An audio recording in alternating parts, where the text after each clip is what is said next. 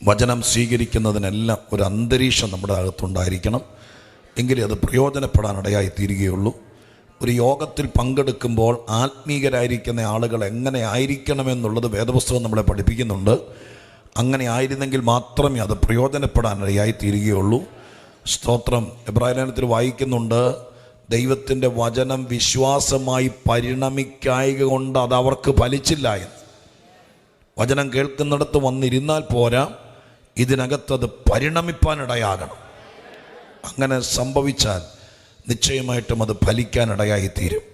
രാവിലെ നമ്മൾ പറഞ്ഞു തുടങ്ങിയത് ഇങ്ങനെ ആയിരുന്നു. സ്തോത്രം. വിചാരിക്കാത്ത ഭയങ്കര കാര്യങ്ങൾ ചെയ്യുന്നവനാണ് ദൈവം. എത്ര പേർക്ക് ആ കാര്യത്തിൽ ഒരു ഉറപ്പ് ലഭിച്ചു? രാവിലെ നമ്മൾ വിചാരിക്കുന്ന, നമ്മൾ പ്ലാൻ ചെയ്തിട്ടിരിക്കുന്ന ചില കാര്യങ്ങൾ ചെയ്തു തരാൻ വേണ്ടി നിൽക്കുന്ന ഒരു സ്തോത്രം, എന്താ പറയുക, ഒരു ജോലിക്കാരനെ പോലെ. വീട്ടിൽ രാവിലെ നിങ്ങളുടെ വീട്ടിൽ ജോലിക്ക് വരുന്ന ഒരു ലേഡി ഉണ്ടെങ്കിൽ, ഒരു സ്ത്രീ ഉണ്ടെങ്കിൽ, സ്തോത്രം, നിങ്ങൾ രാവിലെ അവർ വരുന്ന വഴി പറയും, ഇന്ന് ഉച്ചയ്ക്ക് സാമ്പാറാണ് വേണ്ടത്, മീൻ ഫ്രിഡ്ജിലിരിക്കുന്നുണ്ട്, അത് എരിവ് കുറച്ചുണ്ടാക്കണം, പിന്നെ തോരൻ വേണം, വൈകുന്നേരത്തേക്ക് ഏത്തയ്ക്ക പൊരിച്ചു വെക്കണം എന്നൊക്കെ പറഞ്ഞാൽ നിങ്ങൾ എന്ത് പറയുന്നോ അതുപോലെ തന്നെ ചെയ്തു തരാനാണ് അവർ വരുന്നത്.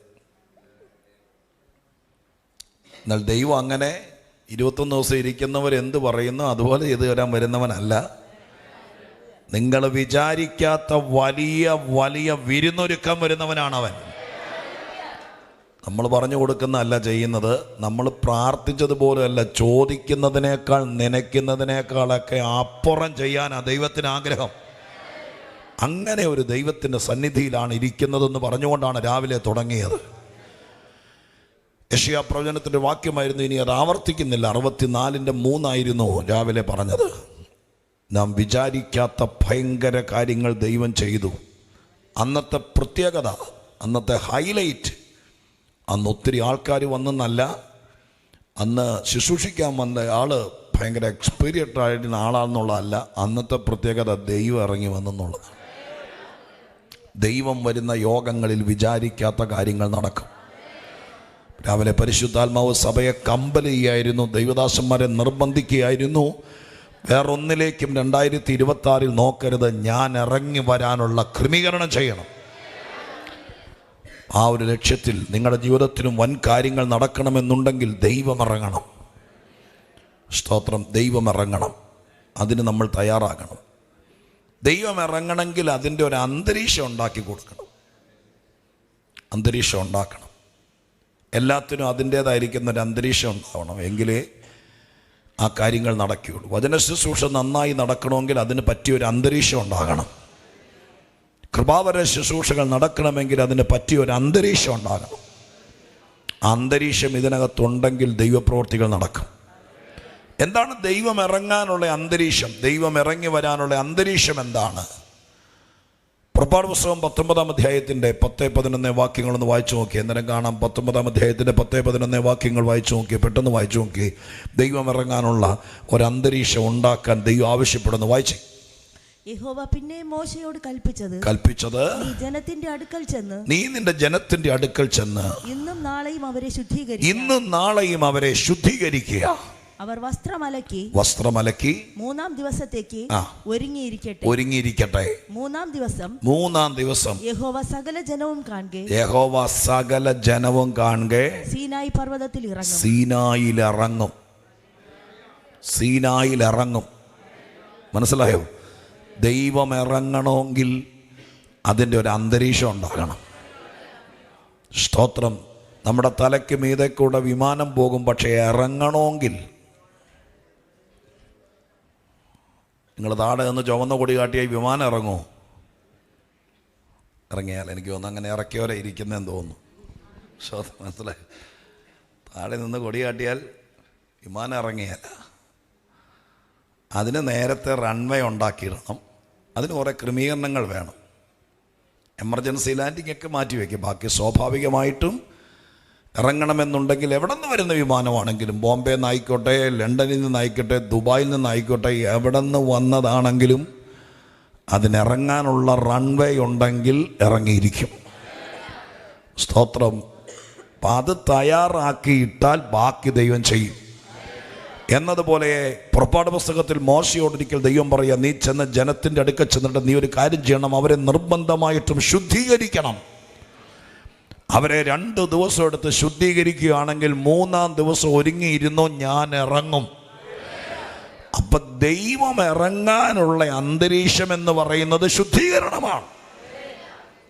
ജനം ശുദ്ധീകരിച്ചാൽ ശുദ്ധീകരിക്കപ്പെട്ടവരുടെ ഇടയിലേക്ക് ദൈവം ഇറങ്ങും. അത് പറഞ്ഞപ്പോൾ ഒരു വിഷമം എന്നാ, നമ്മളൊന്നും ചെയ്യണ്ട, ഇരുന്ന് കൊടുത്താൽ മതി എന്ന് പറയുവാണെങ്കിൽ നമുക്ക് സന്തോഷമായിരുന്നു.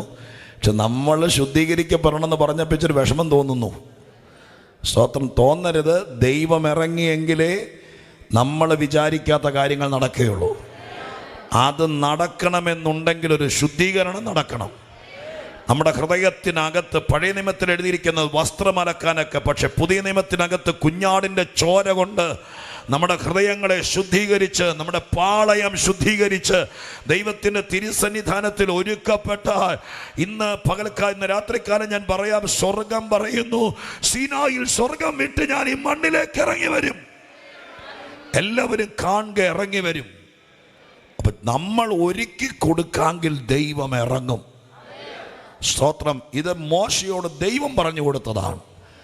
ഇത് അനുഭവിച്ചിട്ടുള്ള, അടുത്ത് നിന്ന് കണ്ടിട്ടുള്ള യോശുവ തൻ്റെ മുമ്പിൽ ഒരു പ്രതിസന്ധി വന്നപ്പോൾ ജനത്തോട് പറഞ്ഞൊരു വാക്യം യോശുവ 3:5 പരിചിതമായ വാക്യമാണ് അത്. 3:5 അതൊന്ന് വായിച്ചേ. 3:5 വായിച്ചേ. 3:5.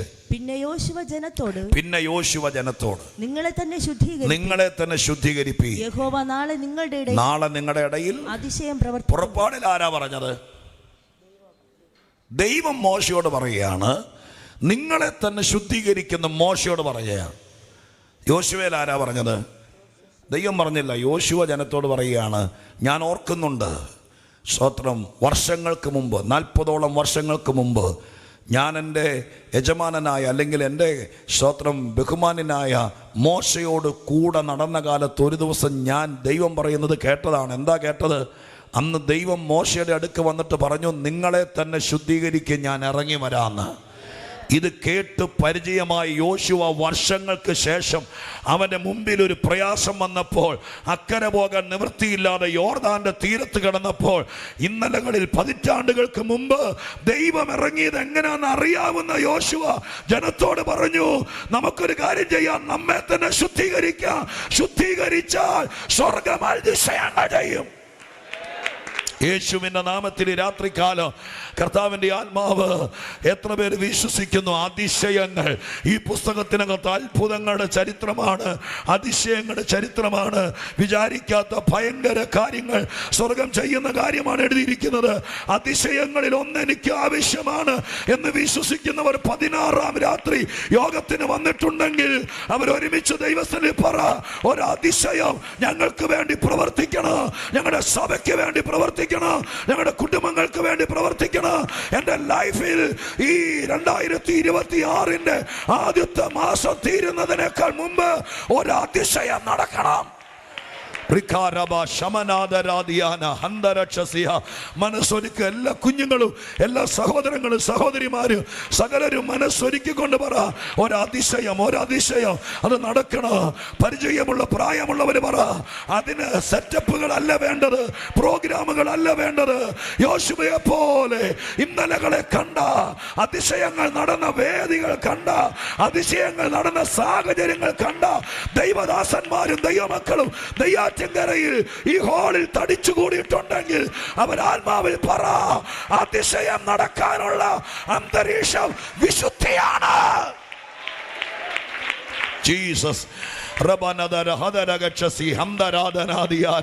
യേശുവിന്റെ നാമത്തിൽ കരമടിക്കുന്ന കൂടെ എല്ലാ പുരുഷന്മാരും, എല്ലാ സ്ത്രീകളും, എല്ലാ പിതാക്കന്മാരും, എല്ലാ അമ്മമാരും, എല്ലാ കുഞ്ഞുങ്ങളും, യൗവനക്കാരും, എല്ലാ ശുശ്രൂഷകരും ഒരുമിച്ച് കരമടിക്കുന്ന കൂടെ ദൈവത്തോട് പറ, എന്നെ ഒന്ന് ശുദ്ധീകരിക്കാൻ, എന്നെ ഒന്ന് ശുദ്ധീകരിക്കാൻ. അങ്ങനെ ചങ്കിലെ ചോരയാ സകല പാപക്കറകളും ചിന്താമണ്ഡലത്തിലെ പോരായ്മകളും ഈ 16-ാമത്തെ രാത്രി ശുദ്ധീകരിച്ച് എനിക്ക് വേണ്ടി ഒരു അതിശയം നടക്കാൻ. കൃപാരാധന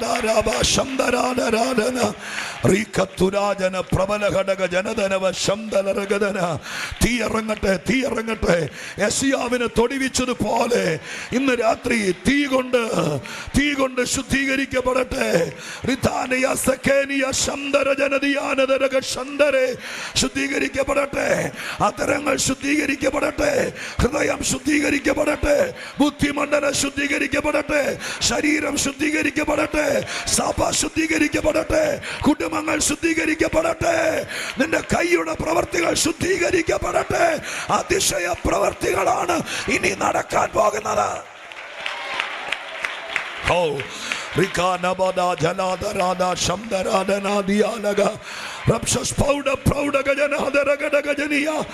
ദൈവം ഇറങ്ങി വന്നാൽ അന്തരീക്ഷം മാറും കേട്ടോ. ദൈവം ഇറങ്ങി വന്നാൽ അന്തരീക്ഷം മാറും, അന്തരീക്ഷം മാറും. ഇന്ന് പകൽ, ഇന്ന് രാത്രി സ്വർഗം പറയുന്നു, ഞാൻ ഇറങ്ങിയിടത്തല്ല അന്തരീക്ഷം മാറിയിട്ടുണ്ട്. ചുടര കഥല ക്ഷമനം പ്രബലം ചലതം രഗനം ദഗരം ദരദം ശബരം പ്രൗഢം ശീകന രഗദന വൈഡന രഗദന ഹന്തല രഗദന രക്ഷസ്ഥാന തൂരക്ഷകന പ്രൗഢജലാദിയാര. യേശുവിന്റെ നാമത്തിൽ ശുദ്ധീകരണമാണ് സ്വർഗമിറങ്ങാനുള്ള അന്തരീക്ഷം. അത് സഭ ഉണ്ടാക്കിയിടണം. ദൈവത്തിന് സ്തോത്രം, ദൈവത്തിന് സ്തോത്രം. അത് സഭ ഉണ്ടാക്കണം. അതുകൊണ്ടാണ് ദൈവം ആവശ്യപ്പെട്ടത്. ഏത് പാതാളത്തിൽ ഇറങ്ങുന്നവനാ ദൈവം. പക്ഷേ ദൈവജനത്തോട് പറഞ്ഞു, ഞാൻ ഇറങ്ങണമെങ്കിൽ നിങ്ങളെ തന്നെ ശുദ്ധീകരിക്കണം. നമ്മൾ നമ്മെ ശുദ്ധീകരിച്ചാൽ നമ്മുടെ വീട്ടിൽ ദൈവം ഇറങ്ങി വരും. മറ്റൊരു വാക്യത്തിൽ പറയുന്നുണ്ട്, ഞാൻ നിന്റെ നടുവെ നടക്കേണ്ടതിന് നിന്റെ പാളയം ശുദ്ധമായിരിക്കണം. സ്വർഗം നമ്മുടെ പുരയിടത്തിലൂടെ നടക്കണം, ഈ ചർച്ചിലൂടെ നടക്കണം. അതിന് നമ്മുടെ പാളയം ശുദ്ധമാകണം. അപ്പോൾ ദൈവം ഇറങ്ങാനുള്ള അന്തരീക്ഷം എന്ന് പറയുന്നത് ശുദ്ധീകരണമാണ്. ദൈവം ഇറങ്ങിക്കഴിയുമ്പോൾ അവിടുത്തെ അന്തരീക്ഷം മാറും. സ്തോത്രം, അന്തരീക്ഷം മാറും. ദൈവം ഇറങ്ങിക്കഴിയുമ്പോൾ അവിടെ വരുന്ന അന്തരീക്ഷമാണ് ദൈവ സാന്നിധ്യം. അതിന് വിളിക്കുന്ന പേരാണ് ദൈവസന്നിധി. അവിടെ ദൈവത്തിൻ്റെ മഹത്വം വെളിപ്പെടാൻ തുടങ്ങും. അവിടെ ദൈവത്തിൻ്റെ പ്രവൃത്തി വെളിപ്പെടാൻ തുടങ്ങും. അവിടെ ദൈവത്തിൻ്റെ അത്ഭുതങ്ങൾ നടക്കാൻ തുടങ്ങും. അവിടെ പുക പതറുന്നത് പോലെ സന്നിധിയിൽ ദുഷ്ടന്മാർ പതറാൻ തുടങ്ങും. അവിടെ തീ കൊണ്ട് മെഴുക് ഉരുകുന്നത് പോലെ ചില വിഷയങ്ങൾ ഉരുകാൻ തുടങ്ങും. ദൈവം ഇറങ്ങിയാൽ അന്തരീക്ഷം മാറും. പിന്നെ പിടിച്ചു നിൽക്കാൻ പറ്റില്ലെന്ന്. സ്വർഗം ഇറങ്ങിയാൽ രാവിലെ പറഞ്ഞാലും മലകൾ ഉരുകും.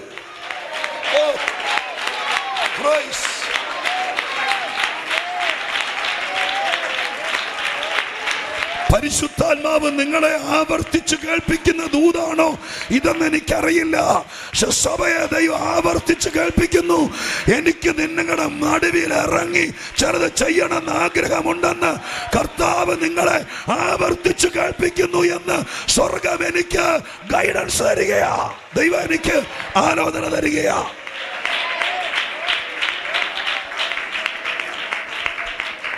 ഹല്ലേലൂയ. എല്ലായിടത്തും ഇറങ്ങണമെന്ന് ചിലപ്പോൾ ദൈവം ആഗ്രഹിച്ചെന്ന് വരികയല്ല. എല്ലായിടത്തും പോകണമെന്ന് ചിലപ്പോഴല്ല. പൗലോസിനെ നോക്കിയാൽ അറിയാം, ചില സഭക്കാരോട് പൗലോസ് ലേഖനം എഴുതുമ്പോൾ പറയുന്നുണ്ട്, ഞാൻ നിങ്ങൾക്ക് വേണ്ടി പ്രാർത്ഥിക്കുന്നുണ്ട്, എപ്പോഴും പ്രാർത്ഥിക്കുന്നുണ്ട്, ദൈവഹിതം പ്രകാരം എപ്പോഴെങ്കിലും നിങ്ങളുടെ അടുക്കലൊന്ന് വരാൻ.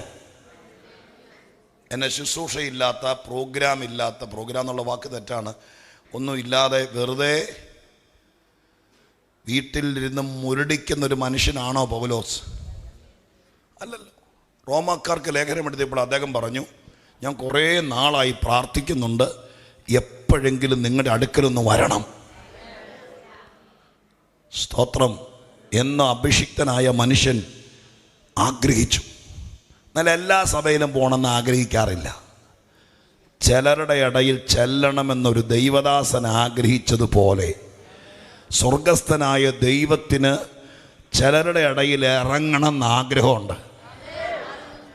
കേരളത്തിലെ എല്ലാ സഭയെക്കുറിച്ചും ദൈവത്തിന് അങ്ങനെ പ്ലാൻ ഉണ്ടോയെന്ന് എനിക്കറിയില്ല. ഞാൻ ഈ ദൂതാണ് പറയുന്നത്. പക്ഷെ ദൈവം ചിലരെ നോക്കി പറയുന്നു, നിന്റെ കൂട്ടായ്മയിൽ എനിക്കൊന്ന് ഇറങ്ങണമെന്ന് ആഗ്രഹമുണ്ട്. നിന്റെ സഭയിൽ ശുശ്രൂഷ നടക്കുമ്പോൾ, ഉപവാസം നടക്കുമ്പോൾ, നിന്റെ വീട്ടിൽ യോഗം നടക്കുമ്പോൾ എനിക്കോടെ വരണമെന്ന്, എനിക്കോടെ ഇറങ്ങണമെന്ന്.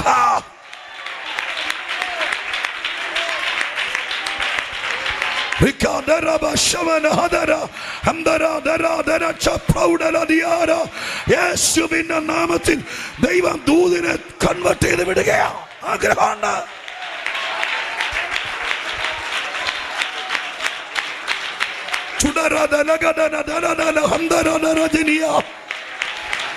വിശ്വസിച്ചോ? ആവർത്തിച്ച് കേൾക്കുന്ന ദൂതുകളാണിതെങ്കിൽ ദൈവം എന്നോട് പറയുന്നു, ദൈവത്തിന് ആഗ്രഹമുണ്ട്.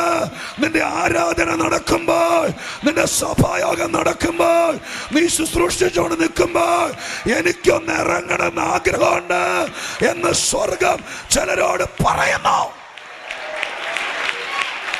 ഓ പരിശുദ്ധ ദൈവമേ, പരിശുദ്ധ ദൈവമേ, ആ വാക്കിനെ മുറുകെ പിടിച്ച് അടിയങ്ങൾ അങ്ങയോട് പ്രാർത്ഥിക്കുക. ഞങ്ങൾ ശുശ്രൂഷിക്കുന്നിടത്ത് അപ്പൻ ഇറങ്ങണമെന്ന് ആഗ്രഹമുണ്ട് എന്ന് ഞങ്ങൾ തിരിച്ചറിയുകയാ. ഓ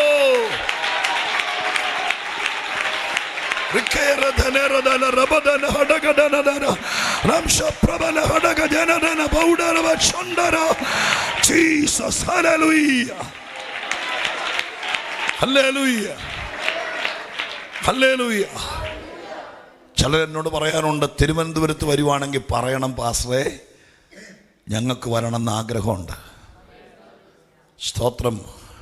കഴിഞ്ഞ പ്രാവശ്യം ഇപ്രാവശ്യമൊക്കെ വന്നപ്പോൾ പലരും അറിഞ്ഞ് സ്തോത്രം വന്നായിരുന്നു. ഞാൻ വരുമ്പോൾ മാത്രമല്ല, പറഞ്ഞു തിരുവനന്തപുരത്ത് വരുമ്പോഴെല്ലാം ചിലരെന്നോട് പറയാറുണ്ട്, ഇവിടെ എങ്ങാൻ വരുവാണെങ്കിൽ പറയണം, വരണമെന്ന ആഗ്രഹമുണ്ട്.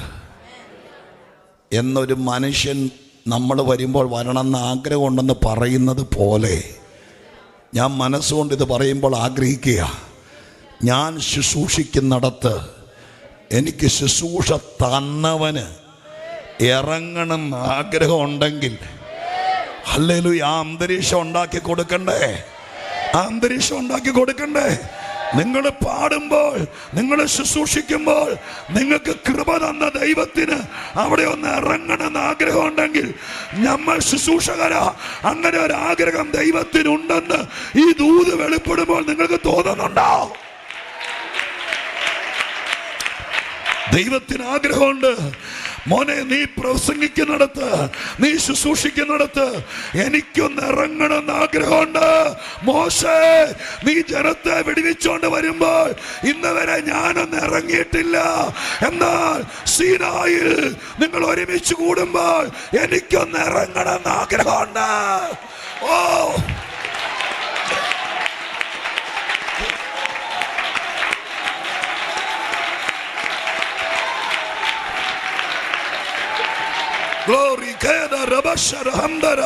തിരിച്ചറിയുന്ന ദൈവമക്കൾ, രാത്രി ശക്തി ഇറങ്ങുന്ന രാത്രിയാ.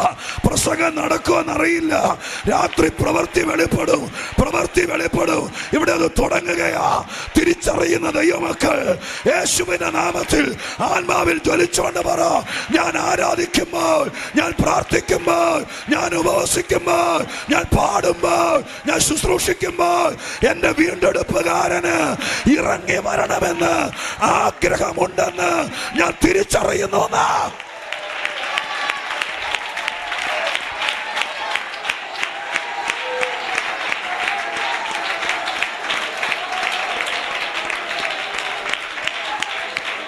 Glory to Jesus. ദൈവം ഇറങ്ങിയെടുത്ത അതിശയം നടക്കും. അത് യോശുവയ്ക്കറിയാം. അത് തിരിച്ചറിഞ്ഞ യോശുവ ജനത്തോട് പറഞ്ഞു, നമ്മുടെ മുമ്പിൽ വഴിയില്ല, എന്താ ചെയ്യേണ്ടതെന്ന് അറിയില്ല. പക്ഷെ നമുക്കൊന്ന് ചെയ്യാൻ പറ്റും. നമ്മുടെ പാളയമെന്ന് ശുദ്ധീകരിച്ചാൽ, നമ്മുടെ ജീവിതമെന്ന് ശുദ്ധീകരിച്ചാൽ നമ്മുടെ വിളിച്ചവൻ അതിശയം ചെയ്യും. അപ്പൊ അതിശയം നടക്കണമെങ്കിൽ ആൾക്കൂട്ടമല്ല വേണ്ടത്. ഈ സ്റ്റേജ് നിറച്ച് ഇൻസ്ട്രുമെൻ്റ് അല്ല വേണ്ടത്. ഇവിടെ മുഴുവൻ ശുശ്രൂഷകരല്ല വേണ്ടത്.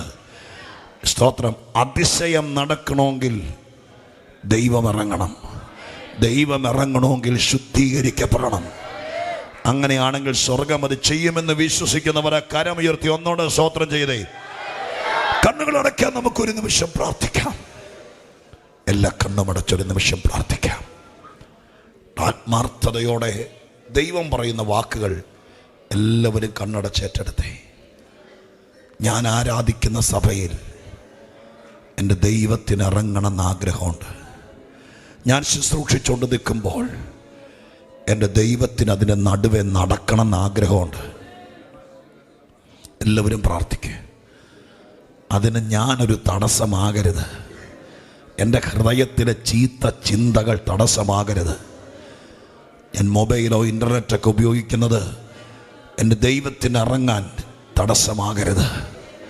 വിശുദ്ധിക്ക് വേണ്ടി ഈ രാത്രിക്കാലം ഏൽപ്പിച്ചു കൊടുക്കുക. പാളയം ശുദ്ധമാക്കുക, ഹൃദയം ശുദ്ധമാക്കുക. ദൈവത്തോട് പറ, അങ്ങ് ഇറങ്ങുന്നതാണ് ഞങ്ങൾക്ക് വലിയത്. അങ്ങ് ആഗ്രഹിച്ചു സീനായിൽ വെച്ച് എനിക്കൊന്ന് നിങ്ങളുടെ നടുവിൽ ഇറങ്ങണമെന്ന് ആഗ്രഹമുണ്ട്. എല്ലാവരെയും ഒന്ന് കാണണമെന്ന് ആഗ്രഹമുണ്ട്. നിങ്ങൾക്ക് ചിലത് തരണമെന്ന് ആഗ്രഹമുണ്ട്. നിങ്ങളെ എല്ലാവരിൽ നിന്നും വ്യത്യസ്തരാക്കണമെന്ന് ആഗ്രഹമുണ്ട്. അതിന് ദൈവമായ കർത്താവ് ഒരുങ്ങുമ്പോൾ കണ്ണടച്ച ദൈവത്തോട് എല്ലാവരും പ്രാർത്ഥിച്ചേ. പരിശുദ്ധ ദൈവമേ, ഞങ്ങളുടെ സ്വർഗീയ പിതാവേ, അനുഗ്രഹീതമായ നല്ല സമയത്തിനായി ദൈവത്തിന് സ്തോത്രം ചെയ്യുന്നു. കർത്താവിൻ്റെ തിരുമുമ്പാകെ ഞങ്ങൾ പ്രാർത്ഥിക്കുന്നു. ഈ രാത്രി അങ്ങൊന്നിറങ്ങി വന്നിരുന്നെങ്കിൽ ഞങ്ങളത് ആഗ്രഹിക്കുന്നപ്പ. അതിനായി ഞങ്ങൾ പ്രാർത്ഥിക്കുന്ന നാഥ, അങ്ങ് ഇറങ്ങിയിടത്തെല്ലാം അതിശയങ്ങൾ നടന്നിട്ടുണ്ട്, വഴികൾ തുറന്നിട്ടുണ്ട്, പുതിയ പുതിയ ഐഡിയകൾ വെളിപ്പെട്ടിട്ടുണ്ട്, വിചാരിക്കാത്ത ഭയങ്കര രീതിയിൽ കാര്യങ്ങൾ നടന്നിട്ടുണ്ട്. അതുപോലത്തെ ഒരു സ്ഥിതി ദൈവം ഈ സഭയ്ക്കകത്ത് 16ാമത്തെ രാത്രി മുതൽ ഉണ്ടാക്കണം. എൻ്റെ ദാസൻ പാസ്റ്റർ ബിനിൽ ശുശ്രൂഷിക്കാൻ നിൽക്കുമ്പോൾ അങ്ങ് ഇറങ്ങുന്നത് ജനം കാണണം. അങ്ങനെയാണല്ലോ മോശയ്ക്ക് ദൈവം ഉറപ്പ് കൊടുത്തത്. എല്ലാവരും കാണുക ഞാൻ ഇറങ്ങാമെന്നാണല്ലോ. ദൈവം ഇറങ്ങിയെന്ന് ഫെലിസ്ത്യർ ഒരിക്കൽ പറഞ്ഞു. പെട്ടകം പാളയത്തിൽ വന്നപ്പോൾ അവരുടെ ദൈവം പാളയത്തിൽ വന്നു എന്ന്. അതുപോലെ ജാതികൾ അറിയട്ടെ അവരുടെ ദൈവം ഇറങ്ങിയെന്ന്. ശത്രുക്കൾ അറിയട്ടെ, പരീശന്മാരറിയട്ടെ, വിമർശകരറിയട്ടെ, ഞങ്ങൾ വിളിച്ചപേക്ഷിക്കുന്ന ദൈവം പാളയത്തിൽ ഇറങ്ങിയെന്ന്. സംഭവിക്കട്ടെ, ആളുകൾ അറിയട്ടെ, എല്ലാരും കാണട്ടെ. അതിൻ്റെ അടയാളങ്ങൾ സംഭവിക്കണേ. അതിനു വേണ്ടി ദൈവം ഉപയോഗിക്കണമെന്ന് പ്രാർത്ഥിക്കുന്നു. യേശുവിൻ നാമത്തിൽ പ്രാർത്ഥിക്കുന്നത് കേൾക്കുമാറാകണമേ. കരമുയർത്തി ഒന്നോടെ ദൈവത്തിന് സ്തോത്രം ചെയ്താട്ടെ. എല്ലാവരും കൂടെ തിരുവെഴുത്തിലേക്ക് ശ്രദ്ധയെ തിരിക്കുകയാണ്. 37-ാം അധ്യായം യെശയ്യാ പ്രവചനം 3-ാം വാക്യമാണ് രാവിലെ നമ്മൾ വായിച്ചത്. രാവിലെ ഇല്ലാത്ത പലരും വൈകുന്നേരം ഉണ്ട്. ജോലിയും തിരക്കുമൊക്കെയുള്ള സാധാരണക്കാരായിരിക്കുന്ന പലരുമുള്ളൊരു കൂട്ടായ്മയാണെന്നറിയാം.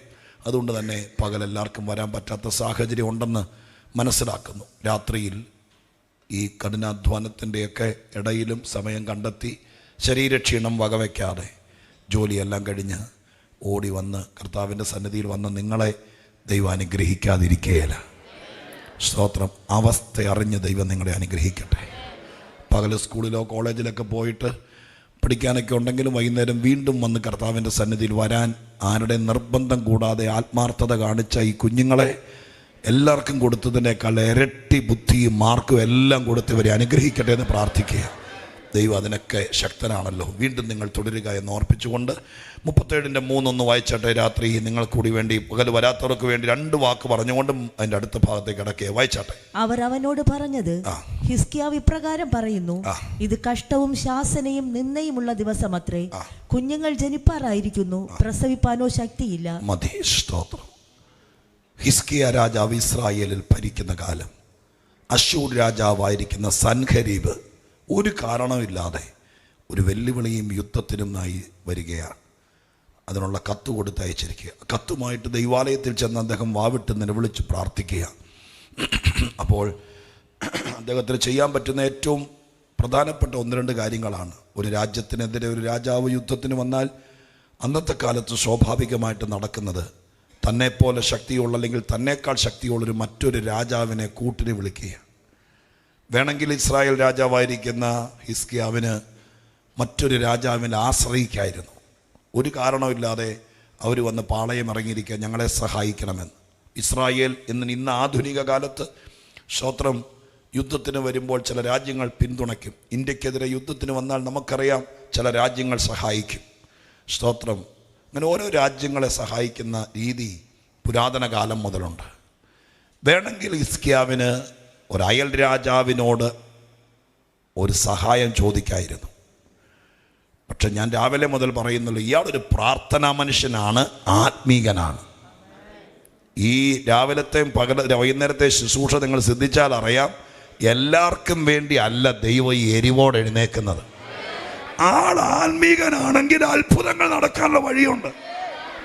ആത്മീകരുടെ ലക്ഷണങ്ങളുണ്ട്. ആത്മീയരുടെ രക്തം പരിശോധിച്ചാലൊന്നും അറിയാൻ പറ്റിയല്ല, ലക്ഷണങ്ങളുണ്ട്. അതുകൊണ്ട് ഞാൻ രാവിലെ മുതൽ പറയുന്നത്, ഈ മനുഷ്യനെ ശരിക്കും ഒന്ന് പഠിക്കണം. പല രാജാവിനെ പോലല്ല ഈ രാജാവ്. എല്ലാവരെയും വിവേചിക്കണം. എല്ലാ ഉപദേശിമാരും ഒരുപോലല്ല, എല്ലാ വിശ്വാസികളും ഒരുപോലല്ല, എല്ലാ പാട്ടുകാരും ഒരുപോലല്ല, എല്ലാ പ്രവാചകരും ഒരുപോലല്ല. സ്തോത്രം. യേശു പറഞ്ഞു, വൃക്ഷത്തെ ഫലം കൊണ്ട് തിരിച്ചറിയുന്നത് പോലെ നോട്ടത്തിലും ഭാവത്തിലും അല്ല, ഫലം കൊണ്ടറിയണം. ഒരു വിഷയം വരുമ്പോൾ അതെങ്ങനെ കൈകാര്യം ചെയ്യുന്നു എന്നറിഞ്ഞാണ് ആൾ ആത്മീകനാണോ എന്നറിയുന്നത്. സ്തോത്രം. ഈ മനുഷ്യൻ സ്വാഭാവികമായും രാജാക്കന്മാർ ചെയ്യുന്നത് പോലെ മറ്റൊരു രാജാവിൻ്റെ ആയുധമോ സഹായമോ ചോദിക്കാതെ ഇദ്ദേഹം നേരിട്ട് ആളെ അയച്ചത് തന്നേക്കാൾ അഭിഷേകവും വെളിപ്പാടുമുള്ള തൻ്റെ സമകാലികനായിരിക്കുന്ന നമുക്ക് പരിചിതനായിരിക്കുന്ന യെശയ്യാ പ്രവാചകന്റെ അടുക്കലേക്കാണ്. ആരുടെ അടുക്കലേക്കാണ് നമുക്കൊരു വിഷയം വരുമ്പോൾ നമ്മൾ പോകുന്നത് എന്നത് ആത്മീകത്തിൻ്റെ അടിസ്ഥാനത്തിലാണ് നമുക്ക് മനസ്സിലാക്കാൻ പറ്റുന്നത്. പ്രവാചക ശിഷ്യൻ്റെ ഭാര്യമാരിൽ ഒരുത്തിക്ക് കടം വന്നു. അവരുടെ ഭർത്താവായിരിക്കുന്ന പ്രവാചകൻ ജീവിച്ചിരുന്ന കാലത്തുണ്ടായ കടമാണ്. 2 കുഞ്ഞുങ്ങളെ പിടിച്ചുകൊണ്ട് പോകാൻ വേണ്ടി ആളുകൾ വന്നിരിക്കുകയാണ്. അങ്ങനെ വരുമ്പോൾ പെട്ടെന്ന് എന്ത് ചെയ്യാം, പൈസ പലിശയ്ക്ക് കൊടുക്കുന്ന ആൾക്കാരുണ്ട്. അന്നുമുണ്ട്, ഇന്നുമുണ്ട്. നെഹമ്യാവിൻ്റെ കാലത്തുണ്ടായിരുന്നു എന്ന് വേദപുസ്തകത്തിൽ ഞാൻ വായിച്ചിട്ടുണ്ട്. സ്വന്തം കൂട്ടായ്മയ്ക്കകത്തുള്ളവർക്ക് പൈസ പലിശയ്ക്ക് കൊടുക്കുക. വായിച്ചിട്ടുണ്ടോ? 21-ാം സങ്കീർത്തനം തന്നെ വായിച്ചുകൊണ്ടിരുന്ന അവസാനം വരെ. സ്തോത്രം. നെഹമ്യാവിൻ്റെ പുസ്തകത്തിനകത്തെ നെഹമ്യാവ് വന്നിട്ട് ശരിക്കും ഒരു നമ്മുടെ ഭാഷ പറഞ്ഞാൽ ശരിക്കും അങ്ങ് ഒരു വെട്ടിയൊതുക്കൽ നടത്തി. കാരണം അദ്ദേഹം ആ പാളയത്തിൽ വന്നപ്പോൾ താൻ ഇങ്ങനെ ഒരു വലിയ പദ്ധതി നടത്താൻ പോവുക, ഇടിഞ്ഞു കിടക്കുന്ന മതിൽ പണിയാൻ പോവുക. പിന്നെ പുള്ളി നേരെ ഫോറിനിൽ നിന്ന് അച്ചായം വരുന്ന പോലെ നേരെ, അദ്ദേഹം വിദേശത്തായിരുന്നല്ലോ, അവിടെ നിന്ന് വന്നിട്ടല്ലേ ഈ പണിയാൻ പോകുന്നത്. അങ്ങനെ സ്തോത്രം കൺവെൻഷൻ നടത്താൻ ആണ്ടിലൊരിക്കൽ അമേരിക്കയിൽ നിന്ന് അച്ചായം വരുന്ന പോലെ നെഹമ്യാവ് വന്നിട്ട് നേരെ പന്തലടിക്കുമല്ലായിരുന്നു അല്ലേ? അങ്ങനെയുള്ളവരെ കണ്ടിട്ടില്ലേ? ആണ്ടിലൊരിക്കൽ നടത്തിയില്ലെങ്കിൽ അച്ചാന് സുഖമില്ല. അതിൻ്റെ പേരിൽ അച്ചായനി എന്നാണെങ്കിലും ഫ്ലൈറ്റ് കിട്ടിയില്ലെങ്കിൽ തുഴഞ്ഞാണെങ്കിലും ഇവിടെ വന്നൊരു കൺവെൻഷൻ നടത്തിയിട്ട് പിറ്റേ ദിവസം കയറി പോകും. ആത്മാക്കൾ വിടുവിക്കപ്പെട്ടാൽ എന്നാ, പെട്ടില്ലെങ്കിൽ എന്നാ, ആ പരിപാടി അങ്ങ് നടത്തണം എന്നതുപോലെ നെഹമ്യാവ് ഇറങ്ങി നടത്തുമല്ലായിരുന്നു. അയാൾ ഇവിടെ വന്നിട്ട് മൊത്തത്തിലൊരു ഗ്രൗണ്ട് വർക്ക് നടത്തി. അങ്ങനെ നടത്തിയപ്പോൾ പല കാര്യങ്ങൾ കണ്ടതിനകത്ത് ഒരു കാര്യം കണ്ടു. ഇവർ സ്വന്തം അവിടെയുള്ള, ഒന്നാമത് നെഹമ്യാവിൻ്റെ പുസ്തകത്തിൽ ആദ്യത്തെ അധ്യായത്തിൽ വായിക്കുന്നുണ്ട്, പ്രവാസത്തിൽ നിന്ന് തെറ്റി ഒഴിഞ്ഞ് അവിടെ കിടക്കുന്ന ആളുകൾ മഹാ കഷ്ടത്തിലായി. അങ്ങനെ വായിച്ചിട്ടുണ്ടോ? തലയെങ്കിലും ആട്ട് വായിച്ചിട്ടുണ്ടോ? അങ്ങനെ ആദ്യത്തെ അധ്യായത്തിനകത്ത് പ്രവാസത്തിൽ തെറ്റി ഒഴിഞ്ഞ ആളുകൾ ഭയങ്കര കഷ്ടത്തിൽ കിടക്കുക. അപ്പോൾ അങ്ങനെ അന്വേഷിച്ച് വന്നപ്പോൾ അവിടുത്തെ കൂട്ടായ്മയ്ക്കകത്തെന്ന് വേണമെങ്കിൽ പറയാം, യഹൂദന്മാരായിരിക്കുന്ന ആളുകൾ ഇല്ലാത്ത ആളുകൾക്ക് പൈസ കൊടുത്തപ്പോൾ പലിശയ്ക്ക് കൊടുത്തു. പലിശയ്ക്ക് കൊടുത്തു ആ കൂട്ടായ്മയ്ക്കകത്തുള്ള അല്ലെങ്കിൽ ആ യഹൂദന്മാർക്ക്. നെഹമ്യാവ് വന്നിട്ട് ഭയങ്കരമായിട്ട് അവരെ ഷൗട്ട് ചെയ്തിട്ട് പറഞ്ഞു, ഞാൻ ദീർഘനാളുകളായി എനിക്ക് വരേണ്ട ശമ്പളം പോലും ഞാൻ കൈപ്പറ്റാതെ അതുപോലും ഈ വേലയ്ക്ക് വേണ്ടി കൊടുത്തുകൊണ്ടിരിക്കാൻ. അത്ര വലിയൊരു പദ്ധതിയിൽ നമ്മുടെ അപമാനം മാറി മാറി എങ്ങനെയെങ്കിലും രക്ഷപ്പെടാൻ ഞാൻ ഇവിടെ പെടുമ്പോൾ പുറകെ കൂടെ പലിശ മേടിക്കുന്നവനുണ്ടെങ്കിൽ എന്ന് പറഞ്ഞ് അവരെ ശരിക്കും ഇപ്പോഴത്തെ ഭാഷ പറഞ്ഞ പൊളിച്ചടക്കി എന്ന് വേണം പറയാൻ. സ്തോത്രം. മനസ്സിലാവുന്നുണ്ടല്ലോ? ഞാൻ തിരിച്ച് ഈ വാക്യത്തിലേക്ക് നിങ്ങളുടെ ശ്രദ്ധയെ കൊണ്ടുവരാം. സ്തോത്രം. ഒരു വലിയ കാര്യം നടക്കണമെങ്കിൽ ഒരു ഭയങ്കര അറേഞ്ച്മെന്റ് നടക്കണം കേട്ടോ. എന്തിനാ നെഹമ്യാവ് ഇപ്പം കയറി വന്നതെന്ന് എനിക്ക് മനസ്സിലാകുന്നുണ്ട്. വലിയ പദ്ധതികൾ നടക്കണമെങ്കിൽ അടിത്തട്ട് മുതൽ പരിശോധിക്കണം ഉണ്ട്. സ്തോത്രം. ഇതെല്ലാം നമ്മൾ ആത്മാർത്ഥമായിട്ട് മനസ്സിലാക്കിക്കൊള്ളണം. എങ്കിലേ ദൈവപ്രവൃത്തി നടക്കുള്ളൂ. ഇല്ലെങ്കിൽ നീ പ്രാർത്ഥിച്ചാൽ ദൈവപ്രവൃത്തി നടക്കുകയില്ല. സ്വർഗം തരേണ്ടതൊക്കെ തരാൻ വിശ്വസ്തനായ ദൈവമാണ്. ഈ സ്ത്രീക്ക് വേണമെങ്കിൽ എവിടെ പോകായിരുന്നു? പലിശക്കാരൻ്റെ അടുക്ക പോകായിരുന്നു. സ്തോത്രം. പക്ഷെ അവൾ പോയില്ല. പിടിച്ചു നിന്നവർക്ക് മാത്രമേ അതിശയം കാണാൻ പറ്റുള്ളൂ. ഇനി പലിശയ്ക്ക് പൈസ കിട്ടണത്തിൽ പെട്ടെന്നൊന്നും പറഞ്ഞ് എഴുന്നേറ്റൊന്നും പോകരുത്, യോഗം തീർന്നിട്ടേ പോകാവൂ. പക്ഷെ ഒരു ഗുണപാഠം ഞാൻ പറയുകയാണ്. ഇച്ചിരോടെ സഹിഷ്ണുതയോടെ എൻ്റെ കർത്താവ് എന്നെ ലജ്ജിപ്പിക്കില്ല എന്ന് വിശ്വസിച്ചുകൊണ്ട് കർത്താവിൽ മാത്രം ആശ്രയിച്ച് നിന്നാൽ അടുത്ത പ്രാവശ്യം പലിശക്കെടുക്കേണ്ടി വരികയില്ല. ആ വഴിക്ക് തിരിയരുത്. സ്തോത്രം. തിരിയരുത്. കർത്താവ് അത്ഭുതം ചെയ്യുന്നവനാ. നിങ്ങൾ ബൈപ്പാസുകൾ ഉണ്ടാക്കിയിട്ടാൽ ദൈവം പ്രവർത്തിക്കുകയില്ല. എല്ലാ വഴി അടയുമ്പോഴാണ് ദൈവം പ്രവർത്തിക്കുന്നത്. ആരും തരാനില്ലാതെയാകുമ്പോഴാണ് ദൈവം പ്രവർത്തിക്കുന്നത്. നിങ്ങളോടിപ്പോയി 10 രൂപ പലിശയ്ക്ക് പൈസ എടുത്തു കഴിഞ്ഞാൽ എന്നാൽ പിന്നെ നീയും പുള്ളിയും കൂടി ആയിക്കോളാൻ പറയും, ഞാനങ്ങ് മാറിയേക്കാന്ന് പറയും. അതുകൊണ്ട് ദൈവം പറയുന്ന ദൂതാണിത്. ആ പ്രവാചക ശിഷ്യൻ്റെ ഭാര്യ ഒരിക്കലും കടം മേടിക്കാൻ പോയില്ല. അവളേക്കാൾ കരുത്തുള്ള ഒരാത്മീക നേതാവുണ്ടെന്നറിഞ്ഞ് അയക്കടെ അടുക്കലേക്കാണ് പോയത്. സ്തോത്രം. ഹല്ലേലൂയ. എന്നതുപോലെ ഹിസ്കിയാവ് തനിക്കെതിരെ യുദ്ധം നേരിട്ടപ്പോൾ ഒരിക്കലും അയൽ രാജ്യത്തേക്ക് പോകാതെ ആത്മീകനായ പ്രവാചകന്റെ അടുക്കലേക്ക് ഈ വിഷയമായി ചെല്ലുകയാണ്. നിന്റെ വിഷയവുമായിട്ട് ആരുടെ അടുക്ക ചെല്ലും? അവിടെ നിന്നാണ് നമ്മുടെ ആത്മീകം തെളിയിക്കുന്നത്. നിനക്കൊരു സഭയുണ്ടെങ്കിൽ, നിനക്കൊരു അഭിഷിക്തനുണ്ടെങ്കിൽ, പ്രാർത്ഥിക്കുന്നൊരു ദൈവദാസനുണ്ടെങ്കിൽ വേറൊരു വഴിക്കും തിരിയരുത്. നിന്റെ വിഷയങ്ങൾ കൈകാര്യം ചെയ്യേണ്ടത് കോടതിയിലല്ല, കൈകാര്യം ചെയ്യേണ്ടത് ഇവിടുത്തെ ഏതെങ്കിലും ജഡീകന്മാരുടെ മുമ്പിലല്ല. പിന്നെ എവിടെ? നിന്റെ ദൈവത്തിന്റെ സന്നിധിയിലാണ് നിന്റെ വിഷയങ്ങൾക്ക് പരിഹാരം. ആ കാഴ്ചപ്പാടിൽ അദ്ദേഹം ചെല്ലുക. യെശയ്യാവിൻ്റെ അടുക്കിലേക്ക് പോകാൻ മനസ്സ് വെച്ചത് ആത്മീകത്തിൻ്റെ ഒരു വലിയ പൈതൃകം. ഇനി അങ്ങോട്ട് ചെന്നിട്ട് പറയുന്ന കാര്യത്തിനകത്തും ആത്മീകമുണ്ട്. രാവിലെ നമ്മളൊന്ന് തൊട്ട് പറഞ്ഞു വിട്ടതാ. അവിടെ ചെന്നിട്ട് ഇത്രയും ഭയങ്കരനായിരിക്കുന്ന പ്രവാചകനായതിൻ്റെ പേരിൽ അദ്ദേഹത്തോട് ചോദിക്കാൻ വേണ്ടിയാണ് പോയത്. കർത്തൃദാസനൊന്ന് പ്രാർത്ഥിച്ചിട്ട് പറഞ്ഞ് ആരെങ്കിലും കയറി ബന്ധിച്ചതാണോ അല്ലെങ്കിൽ പൂട്ടിയതാണോ ഏതെങ്കിലും കൂടോത്രമാണോ എന്ന് ചോദിക്കാനാണോ ചെന്നത്? അല്ല. ഹിസ്കിയാവ് മലയാളി അല്ലാത്തതുകൊണ്ട് സ്തോത്രം ചെയ്യുന്നു. മലയാളിയായിരുന്നെങ്കിൽ പുള്ളിയും പെട്ടുപോയനെ.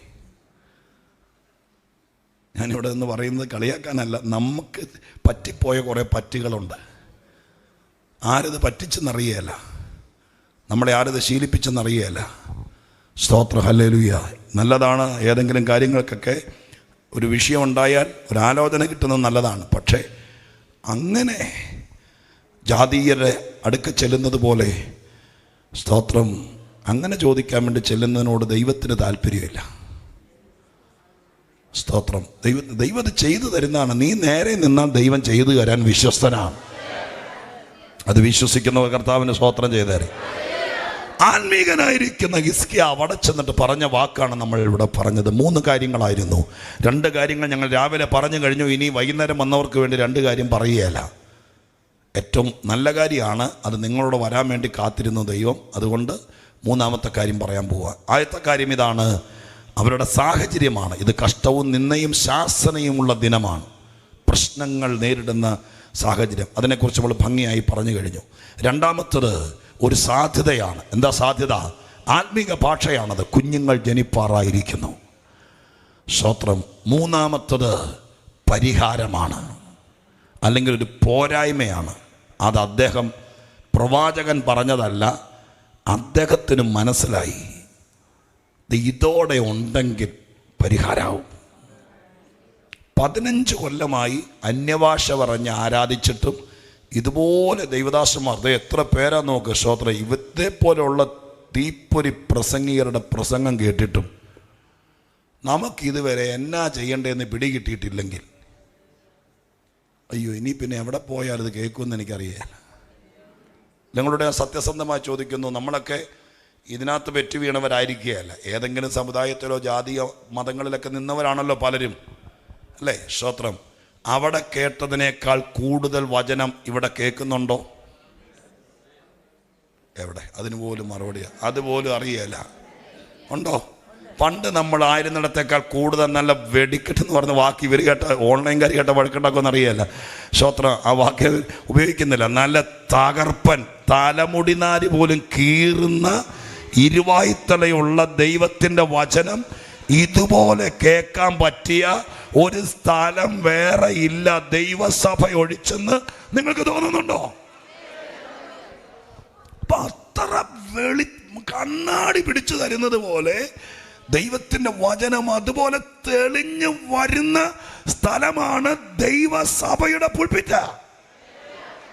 അത്രയ്ക്ക് കാര്യങ്ങൾ മനസ്സിലാക്കി വചനത്തിൽ വിവേചിച്ച് ആത്മാവിൽ ദൈവദാസന്മാരെ വിളിച്ച് പണം മുടക്കി ഞങ്ങളെയൊക്കെ വളരെ മാനിച്ച് സ്തോത്രം സൽക്കരിച്ച് അതുപോലെ ഈ കൂട്ടായ്മ വളരാൻ വേണ്ടി ഇൻവെസ്റ്റ് ചെയ്യുന്ന സഭകളിൽ ഒന്നാണിത്. അങ്ങനെ ജനത്തിന് വേണ്ടി ഇതൊക്കെ ചെയ്തിട്ടും ഇത്രയും നാളിരുന്നിട്ടും എന്താണ് നമുക്കുള്ള കുറവ് എന്നിതുവരെ പിടികിട്ടിയില്ലേ? അതിനി വേറൊരു പ്രവാചകനെ ഇറക്കണോ കണ്ണൂരിന്ന്? 21 കഴിഞ്ഞിട്ട് പാസ്റ്ററോട് പറയാൻ വേണ്ടിയിരിക്കുകയാണ്. പാസ്റ്ററെ, ആ വന്നതിനകത്ത് മറ്റേ അമ്മാമ്മയുടെ തലയിൽ കൈവച്ച് വയറ്റിലെ മുഴയുടെ കാര്യം പറഞ്ഞ പാസ്റ്ററല്ലേ, ആ പാസ്റ്റർ നമ്പറുണ്ടോ? എന്തിനാ കൂടെ പോകാനോ? നമ്മുടെ വീട്ടിൽ വെച്ചിട്ട് ഇത്രയും കേട്ടിട്ട് നമ്മുടെ പ്രശ്നം പിടികിട്ടിയില്ലേ? ഇത്രയും പറഞ്ഞിട്ട് നമ്മുടെ കാര്യത്തെക്കുറിച്ചൊരു വെളിച്ചം വീശിയില്ലേ? ഈ മനുഷ്യന് പ്രശ്നമുണ്ട്, പക്ഷെ പ്രശ്നമുണ്ടെന്നല്ല, അയാൾക്ക് പിടികിട്ടി ഈ പ്രശ്നത്തിൽ പെട്ടുപോകത്തില്ല. സാധ്യതകളാണ് മുമ്പിൽ നിൽക്കുന്നത്. പിന്നെ എന്താ പോരായ്മ? പ്രസവിക്കാനോ ശക്തിയില്ല. ആ പ്രശ്നം മനസ്സിലായി. ചില ആളുകൾക്ക് അത് പിശാചങ്ങ് മറച്ചു വെച്ചിരിക്കാൻ തോന്നുന്നു. എത്ര യോഗത്തിൽ പങ്കെടുത്താലും, എത്ര തലേ കൈവച്ച് ദൂത് പറഞ്ഞാലും, എത്ര വീട്ടിൽ വന്നിരുന്ന് ഉപദേശിച്ചാലും ഇങ്ങേരുടെ പ്രശ്നം ഇതാന്ന് മാത്രം മനസ്സിലാവൂല. പ്രശ്നം ഉണ്ടെന്ന് പിടികിട്ടി, അതുകൊണ്ടാണ് നടക്കുന്നത്. പക്ഷെ ഇതിൻ്റെ പരിഹാരത്തിനുള്ള വഴി അതാണ് ഈ പുസ്തകത്തിൽ പറയുന്നത്. അത് എന്ന് അവനവന് തോന്നുന്നോ അന്ന് വിടുതലാ. എൻ്റെ കുടുംബത്തിന് യാതൊരു കുഴപ്പമില്ല, എൻ്റെ കുഞ്ഞുങ്ങൾക്ക് യാതൊരു പ്രശ്നമില്ല, ഞങ്ങൾ വന്ന വഴി തെറ്റല്ല, ഞങ്ങളുടെ സഭയിൽ ഉപദേശത്തിന് കുറവില്ല, ഞങ്ങളുടെ സഭ മണവാട്ടി സഭയോ, കാഹളം ധ്വനിച്ചാൽ പോകുന്ന കാര്യമാണ് ഇവിടെ പഠിപ്പിക്കുന്നത്, അതിനകത്തൊന്നും കുഴപ്പമില്ല. പിന്നെ എന്നാ നിനക്ക് കുഴപ്പം? ആ കുഴപ്പം ഇന്ന് ഈ വരുന്ന ദിവസങ്ങളിൽ പിടികിട്ടിയാൽ ഈ ആദ്യത്തെ മാസം അതിശയങ്ങളുടെ മാസമായി മാറും. ലോക ചരിത്രത്തിൽ ഒരു യുദ്ധമുഖത്തും കണ്ടിട്ടില്ല അജയ്യരായി സായുധ സന്നാഹത്തോടെ യുദ്ധം ചെയ്യാൻ വന്നു കടന്ന 1,85,000 പട്ടാളക്കാരെ ഒറ്റ രാത്രി സംഹരിച്ച് ശാപമാക്കി മാറ്റിയ ഒരു യുദ്ധം സ്തോത്രം. അത് നെബൂഖദ്നേസറിന്റെ കാലത്തോ അലക്സാണ്ടറിന്റെ കാലത്തോ ഇവിടത്തെ കിരാത ഭരണം നടത്തിയ ഒരു സാമ്രാജ്യാധിപന്മാരുടെ കാലത്തോ ഇതുപോലത്തെ ഒരു യുദ്ധത്തിൽ അതിശയം നടന്നിട്ടില്ല. അതുകൊണ്ട് സ്വർഗം പറയുന്നു, നിന്റെ വിഷയത്തിൽ ആരും കേൾക്കാത്തൊരു അത്ഭുതമാണ് സ്വർഗം സെറ്റ് ചെയ്ത് വെച്ചിരിക്കുന്നത്. അതിന്റെ പുറകിലെ കാര്യം അതറിയണം.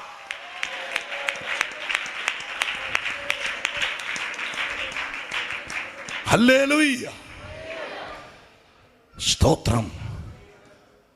പ്രവചിക്കാൻ വരുന്നവർ അല്ലെങ്കിൽ നമ്മളെ ശുശ്രൂഷിക്കാൻ വരുന്നവരും ആദ്യത്തെ 2 കാര്യം പറയും, മൂന്നാമത്തെ കാര്യം പറയൽ. ആദ്യത്തെ 2 കാര്യം എന്താ? അമ്മാമ ഭയങ്കര നിന്നെ. അപ്പം ഇത് പറയാൻ തുടങ്ങുമ്പോഴേക്കും അമ്മാമ കരയാൻ തുടങ്ങും. നിന്നയും കഷ്ടവും ശാസനയും കേട്ട് തളർന്നവളാണ് എന്ന് പറയുമ്പോഴേക്കും നമ്മുടെ ബോധം പോവും. പിന്നെ എന്നാ പറഞ്ഞതെന്ന് പിന്നെ അടുത്തിരിക്കുന്നവരോട് ചോദിച്ചു, എന്നോട് എന്നാ പറഞ്ഞതെന്ന്. അന്നേരേ നമ്മുടെ ബോധം പോവും.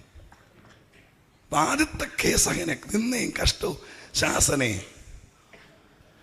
സ്തോത്രം എന്ന് പറയുമ്പോഴേക്കും നമ്മൾ കരഞ്ഞങ്ങ് വല്ലാത്തൊരു അന്തരീക്ഷത്തിലേക്ക് എത്തിയതിന് അത്ര എത്തി നിൽക്കുമ്പോൾ വന്ന പുള്ളി പറയും, പേടിക്കണ്ട, കുഞ്ഞുങ്ങൾ ജനിക്കും. അപ്പം നമ്മളങ്ങ് അന്യഭാഷയിൽ കയറിയ പിന്നെ പിന്നെ ഒട്ടും പിടികിട്ടിയല്ല. ഈ 2 മേഖലയിൽ വന്ന സംഭവം കട്ടാവും. നിങ്ങൾ എത്ര യോഗത്തിൽ പോകുന്നവരാ, ഞാനത് ഉണ്ടാക്കി പറയുന്നതാണോ? പക്ഷെ മൂന്നാമത്തെ, നിന്റെ പ്രശ്നം എന്താണ്?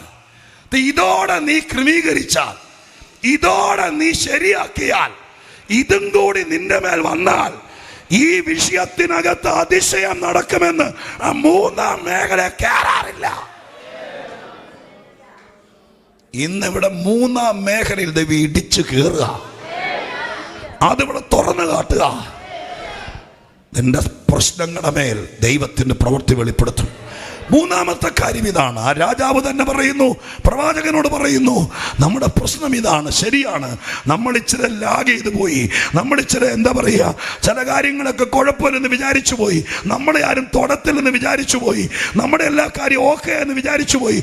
അങ്ങനെ വിചാരിച്ചത് കൊണ്ട് പലപ്പോഴും നമുക്കെല്ലാ യോഗത്തിനൊന്നും പങ്കെടുക്കാൻ പറ്റിയില്ല. 16 ദിവസമായിട്ട് ഒരു ദിവസം പോലും വേണ്ടുമെന്നൊരു ഉപവാസത്തെ പോലും ഇരിക്കാൻ നമ്മൾ തയ്യാറായില്ല. അതുകൊണ്ട് എന്ത് പറ്റി? ഈ കാര്യങ്ങളൊക്കെ അടുത്ത് വന്നാലും നിനക്കത് ഡെലിവറി ആകാൻ, പുറത്തു വരാൻ, നിന്റെ കണ്ണാൽ കാണാൻ, കൈകൊണ്ട് തൊടാൻ അതിനുള്ള ശക്തിയില്ലാതെ പോയി. ആ ശക്തി അതോടെ വന്നാൽ, നമുക്ക് ആ ശക്തിയോടെ കിട്ടിയാൽ, അത് പിന്നെ ഞാൻ ഈ പറഞ്ഞു വന്ന പോലെ വലിയ വിചാരിക്കാത്ത കാര്യങ്ങൾ നടക്കാൻ സ്ഥിതിയിലേക്ക് എത്തും.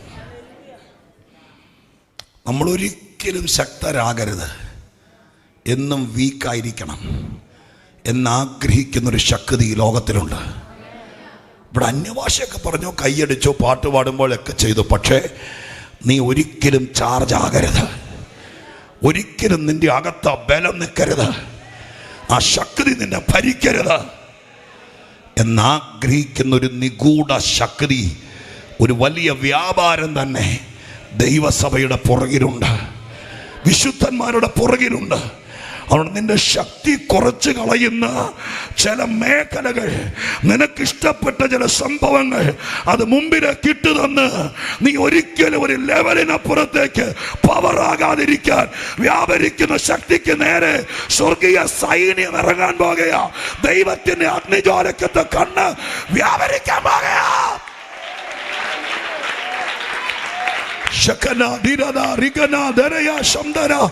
ശക്തി ചോർത്തിക്കളയരുത്.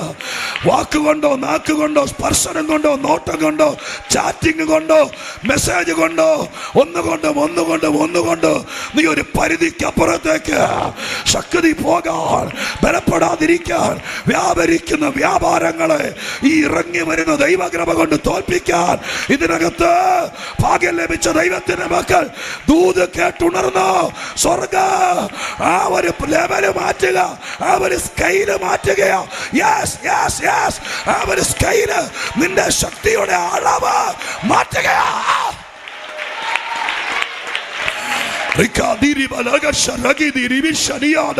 വ്യാപരിക്കട്ടെ, ഓരോരുത്തരിലും വ്യാപരിക്കട്ടെ, പുതിയ ശക്തി വ്യാപരിക്കട്ടെ. നിന്നെ ദൈവത്തിന് സഹായിക്കണമെന്ന് ആഗ്രഹമുണ്ട്. നീ വിടുതൽ പ്രാപിക്കണം, നീ ഉയരണം, നിന്റെ ശുശ്രൂഷ മാനിക്കപ്പെടണം, നീ ഉയർച്ച തന്നെ പ്രാപിക്കണം. അതിന് ദൈവത്തിന്റെ പരിശുദ്ധാത്മാവ്, ദൈവത്തിന്റെ കൃപ, ദൈവത്തിന്റെ കൃപ, ദൈവത്തിന്റെ കൃപ, ദൈവത്തിന്റെ കൃപ, ദൈവത്തിന്റെ കൃപ, ദൈവത്തിന്റെ കൃപ. ഇനി ഒന്നിന് ലക്ഷ്യം വെക്കരുത്. നിനക്ക് പ്രശ്നമുണ്ടോ എന്നല്ല, നിനക്ക് പ്രതികൂലം ഉണ്ടോ എന്നല്ല, നിനക്കെതിരെ ശത്രു ഉണ്ടോ എന്നല്ല, നിനക്കെതിരെ ആഭിചാരം ഉണ്ടോ എന്നല്ല. ഒറ്റ മറുപടിയുള്ളൂ, ഞാൻ ശക്തിപ്പെട്ടാൽ, ഞാൻ ശക്തിപ്പെട്ടാൽ മലകൾ മറിയോ, കോട്ടകൾ ഇടിയോ, ദുർഭൂത ശക്തികൾ, ദുരാത്മ വ്യാപാരങ്ങൾ, തളർത്തുന്ന ശക്തികൾ, രോഗാത്മ ബന്ധനങ്ങൾ ഇതിനകത്ത് അഴിയട്ടെ, അഴിയട്ടെ. അവനവൻ ശക്തിപ്പെട്, അവനവൻ ശക്തിപ്പെട്, ശക്തിപ്പെട്. ദൈവത്തിന്റെ ശക്തി ഇറങ്ങി. ഉടര തുരക ക്ഷമന തുരയം ശംദല രഗദല രഗദല രഗദല. ആത്മശക്തി ഇറങ്ങി ഓരോരുത്തരും നിറയ്ക്കട്ടെ. ഭയങ്കര ശക്തി ഇറങ്ങട്ടെ. ശക്തിയില്ലാത്ത ആ ഒരു പോരായ്മ ഇന്നിവിടെ പരിഹരിക്കണം. അതിന് ദൈവ സാന്നിധ്യം ഇതിനകത്ത് എല്ലാവരും കുഞ്ഞുങ്ങളെ പോലും നിറയട്ടെ.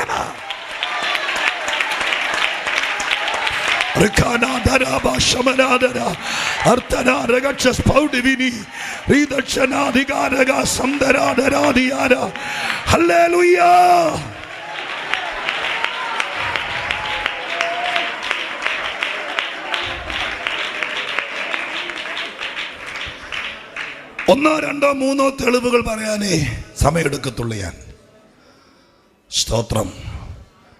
ഏതില് ബാക്കിയെല്ലാം ഒത്താലും ശക്തിയില്ലെങ്കിൽ കാര്യം നടക്കുകയില്ല. ശക്തി ഉണ്ടെങ്കിൽ സ്തോത്രം ഭയങ്കര ദൈവപ്രവൃത്തി നടക്കും. സ്തോത്രം. ഹല്ലേലൂയ. ബാക്കിയെല്ലാം ഡീസൻ്റ് ആയിട്ടുണ്ടെങ്കിലും ഇത് വന്നെങ്കിലേ സംഭവിക്കുകയുള്ളൂ. ഒരു വാക്യം വായിച്ച് നമുക്ക് 2-3 തെളിവുകൾ വേഗം പറഞ്ഞ് പ്രാർത്ഥിക്കാൻ തുടങ്ങാം. ഒത്തിരി പറഞ്ഞ് നിങ്ങളെ ഒരു ബുക്ക് നിറയ്ക്കുന്നതിനകത്ത് കഥയില്ലെന്ന് എനിക്കറിയാം. വേഗത്തിൽ വായിച്ചോ. വിശുദ്ധ ലൂക്കോസിൻ്റെ സുവിശേഷത്തിൽ നിന്ന് ഏറ്റവും പരിചിതമായ വാക്യം 1:35. ലൂക്കോസിൻ്റെ സുവിശേഷം 1:35. പെട്ടെന്ന് വായിച്ചു. 1:35 ഏറ്റവും പരിചിതമായ ഭാഗം. 1:35 വായിച്ചേ. അതിന് ദൂതൻ, പരിശുദ്ധാത്മാവ് നിന്റെ മേൽ വരും, അത്യുന്നതന്റെ ശക്തി നിന്റെ മേൽ നിഴലിടും. ആകയാൽ ഉത്ഭവിക്കുന്ന വിശുദ്ധ പ്രജ ദൈവപുത്രൻ എന്ന് വിളിക്കപ്പെടും. സംഭവം നമുക്കെല്ലാവർക്കും അറിയാവുന്ന സുപരിചിതമായ വ്യക്തിമുദ്ര പതിപ്പിച്ച യേശുവിൻ്റെ അമ്മ മറിയയെ കുറിച്ചാണ്. മറിയയുടെ ഒരു ചോദ്യം അങ്ങ് ചോദിക്കുക. മറിയയെ ദൈവമായ കർത്താവ് ഒരു വലിയ പദ്ധതിക്ക്, ഒരു പ്രോജക്റ്റ് എന്ന് വേണമെങ്കിൽ പറയാം, അതിനു വേണ്ടി സെലക്ട് ചെയ്തു. എന്നിട്ട് ഞാനിപ്പോൾ പറയുന്നത് ഇന്ന് രാവിലെ മുതൽ പറഞ്ഞുകൊണ്ടിരിക്കുന്നത് വിചാരിക്കാത്ത ഭയങ്കര കാര്യം. കല്യാണം കഴിച്ച് ഭാര്യയും ഭർത്താവുമായിട്ട് ജീവിച്ച് ഒരു 1.5 കൊല്ലം കഴിയുമ്പോൾ, അല്ലെങ്കിൽ 1 കൊല്ലം കഴിയുമ്പോൾ, സ്തോത്രം, കല്യാണം കഴിച്ചയച്ച മകൾ ഗർഭിണിയാണെന്നറിയുമ്പോൾ നിങ്ങൾ ആശ്ചര്യപ്പെടും. അയ്യോ, ഞാൻ വിചാരിച്ചില്ല ഇങ്ങനെയൊക്കെ സംഭവിക്കുമെന്ന്. പറയൂ, പറയത്തില്ലേ? നിങ്ങൾ എന്നെ എങ്ങനെ ഇരിക്കുന്നേ? അയ്യോ, എൻ്റെ പൊന്നുമോളെ, ഞാൻ വിചാരിച്ചില്ല ഇങ്ങനെയൊക്കെ ഒപ്പിക്കുമെന്ന്. അങ്ങനെ ഏതെങ്കിലും അമ്മ പറയുമോ? അപ്പം പറയോ അത് ഞാൻ നമ്മളെന്നാ പറയുന്നത്? എൻ്റെ പൊന്നുമോനെ, നിന്നോടാവേ ചോദിക്കും. ഞാൻ വിചാരിച്ചിരിക്കുകയായിരുന്നു ജനുവരി കയറിയതിന് ശേഷം വിശേഷമൊന്നും ഇല്ലേ, വിചാരിച്ചുകൊണ്ടിരിക്കുകയായിരുന്നു. അത് വിചാരിക്കാത്ത കാര്യമൊന്നുമല്ല, അത് വിചാരിച്ചിരിക്കുന്ന കാര്യമാണ്. എന്നാൽ വിചാരിക്കാത്ത ഭയങ്കര കാര്യം, ലോകത്തിൽ ആർക്കും വിചാരിക്കാൻ പറ്റാത്ത കാര്യം, വിചാരിച്ച ശരിയാകാത്ത കാര്യം, അതല്ലേ ദൂതം വന്ന് പറയുന്നേ. കല്യാണ നിശ്ചയം കഴിഞ്ഞിരിക്കുക, പക്ഷേ നിങ്ങളുടെ വിവാഹം നടക്കുന്നതിനേക്കാൾ മുമ്പ് നീ വിചാരിക്കാത്തൊരു ഭയങ്കര കാര്യം നടക്കും. അത് പറയാൻ ദൈവം എന്നെ അയച്ചിരിക്കുക. എന്നാ നടക്കാൻ പോകുന്നത്? ഞങ്ങളിനി പുതിയ വീട് മേടിക്കുമെന്നാണോ? ദൈവസ്തോത്രം, എന്നായിരിക്കും നടക്കാൻ പോകുന്നേ? അപ്പോൾ ഒരിക്കലും വിചാരിക്കാതെ പറയുക. എന്താ പറയുന്നത് അറിയാം? ഒരു സ്ത്രീക്കും ഉൾക്കൊള്ളാൻ പറ്റാത്ത, ഒരു മണവാട്ടിക്കും വിശ്വസിക്കാൻ പറ്റാത്ത കാര്യം, നിങ്ങൾ വിവാഹം കഴിച്ചൊന്നിച്ച് ഒരു മുറിയിൽ കൂടി വരുന്നതിനേക്കാൾ മുമ്പ് നീ ഗർഭിണിയാകും, ഒരു മകനെ പ്രസവിക്കും. സ്തോത്രം. യോ, ലോകത്തിൽ നടക്കാത്ത കാര്യം പറഞ്ഞ് ദൂതൻ അങ്ങ് ഫലിപ്പിച്ചു. അതാണ് ദൂത് കൊണ്ടുവരുന്നവരുടെ ഒരു ഉത്തരവാദിത്വം. രാവിലെ പത്രക്കാരൻ പത്രം ഇട്ടിട്ട് പോകും പോലെ പോകുന്നവനല്ല ദൂതൻ. പത്രക്കാരനെ കണ്ടിട്ടുണ്ടോ? അവൻ രാവിലെ നേരെ വന്നിട്ട് ഈ വാർത്തയെല്ലാം വായിച്ചങ്ങ് ഫലിപ്പിക്കുകയാണോ? ആണോ? അല്ല, അവനാ ഗേറ്റിങ്ങിൽ നിന്ന് നീ വായിച്ചാൽ എന്നെ, വായിച്ചില്ലെങ്കിൽ എന്നെ. അങ്ങനെയുള്ള ദൂതന്മാരുണ്ട്. ദൂതും കൊണ്ട് വരുന്നവർ എറിഞ്ഞിട്ടങ്ങ് പോകും. സ്തോത്രം, ഹല്ലേലൂയ. കഴിഞ്ഞ ദിവസം ഞാൻ പ്രസംഗിച്ചൊരു പ്രസംഗത്തിൻ്റെ അടിയിലൊരു കമൻറ്റ് വന്നത്, ഒരാളെനിക്ക് ഇട്ട് തന്ന കമൻറ്റ് ഇങ്ങനെയാണ്: ഇവിടെ ഈ പ്രസംഗിക്കുമ്പോൾ ഇത്രയും കിടന്ന് അമർന്ന് എന്തിനാണ്? എനിക്കും തോന്നിയിട്ടുണ്ട് ഇത് കഴിഞ്ഞ് തിരിച്ചു പോകുമ്പോൾ എന്തിനാ ദൈവമേ ഞാൻ ഈ കിടന്ന് അത് പറഞ്ഞിട്ട് പോകുന്നത്. എൻ്റെ ഒരു മനസ്സിൻ്റെ പ്രശ്നം എന്ന് പറയാമോ? പത്രം എറിഞ്ഞിട്ട് പോകുമ്പോൾ എറിഞ്ഞിട്ട് പോയെനിക്ക്.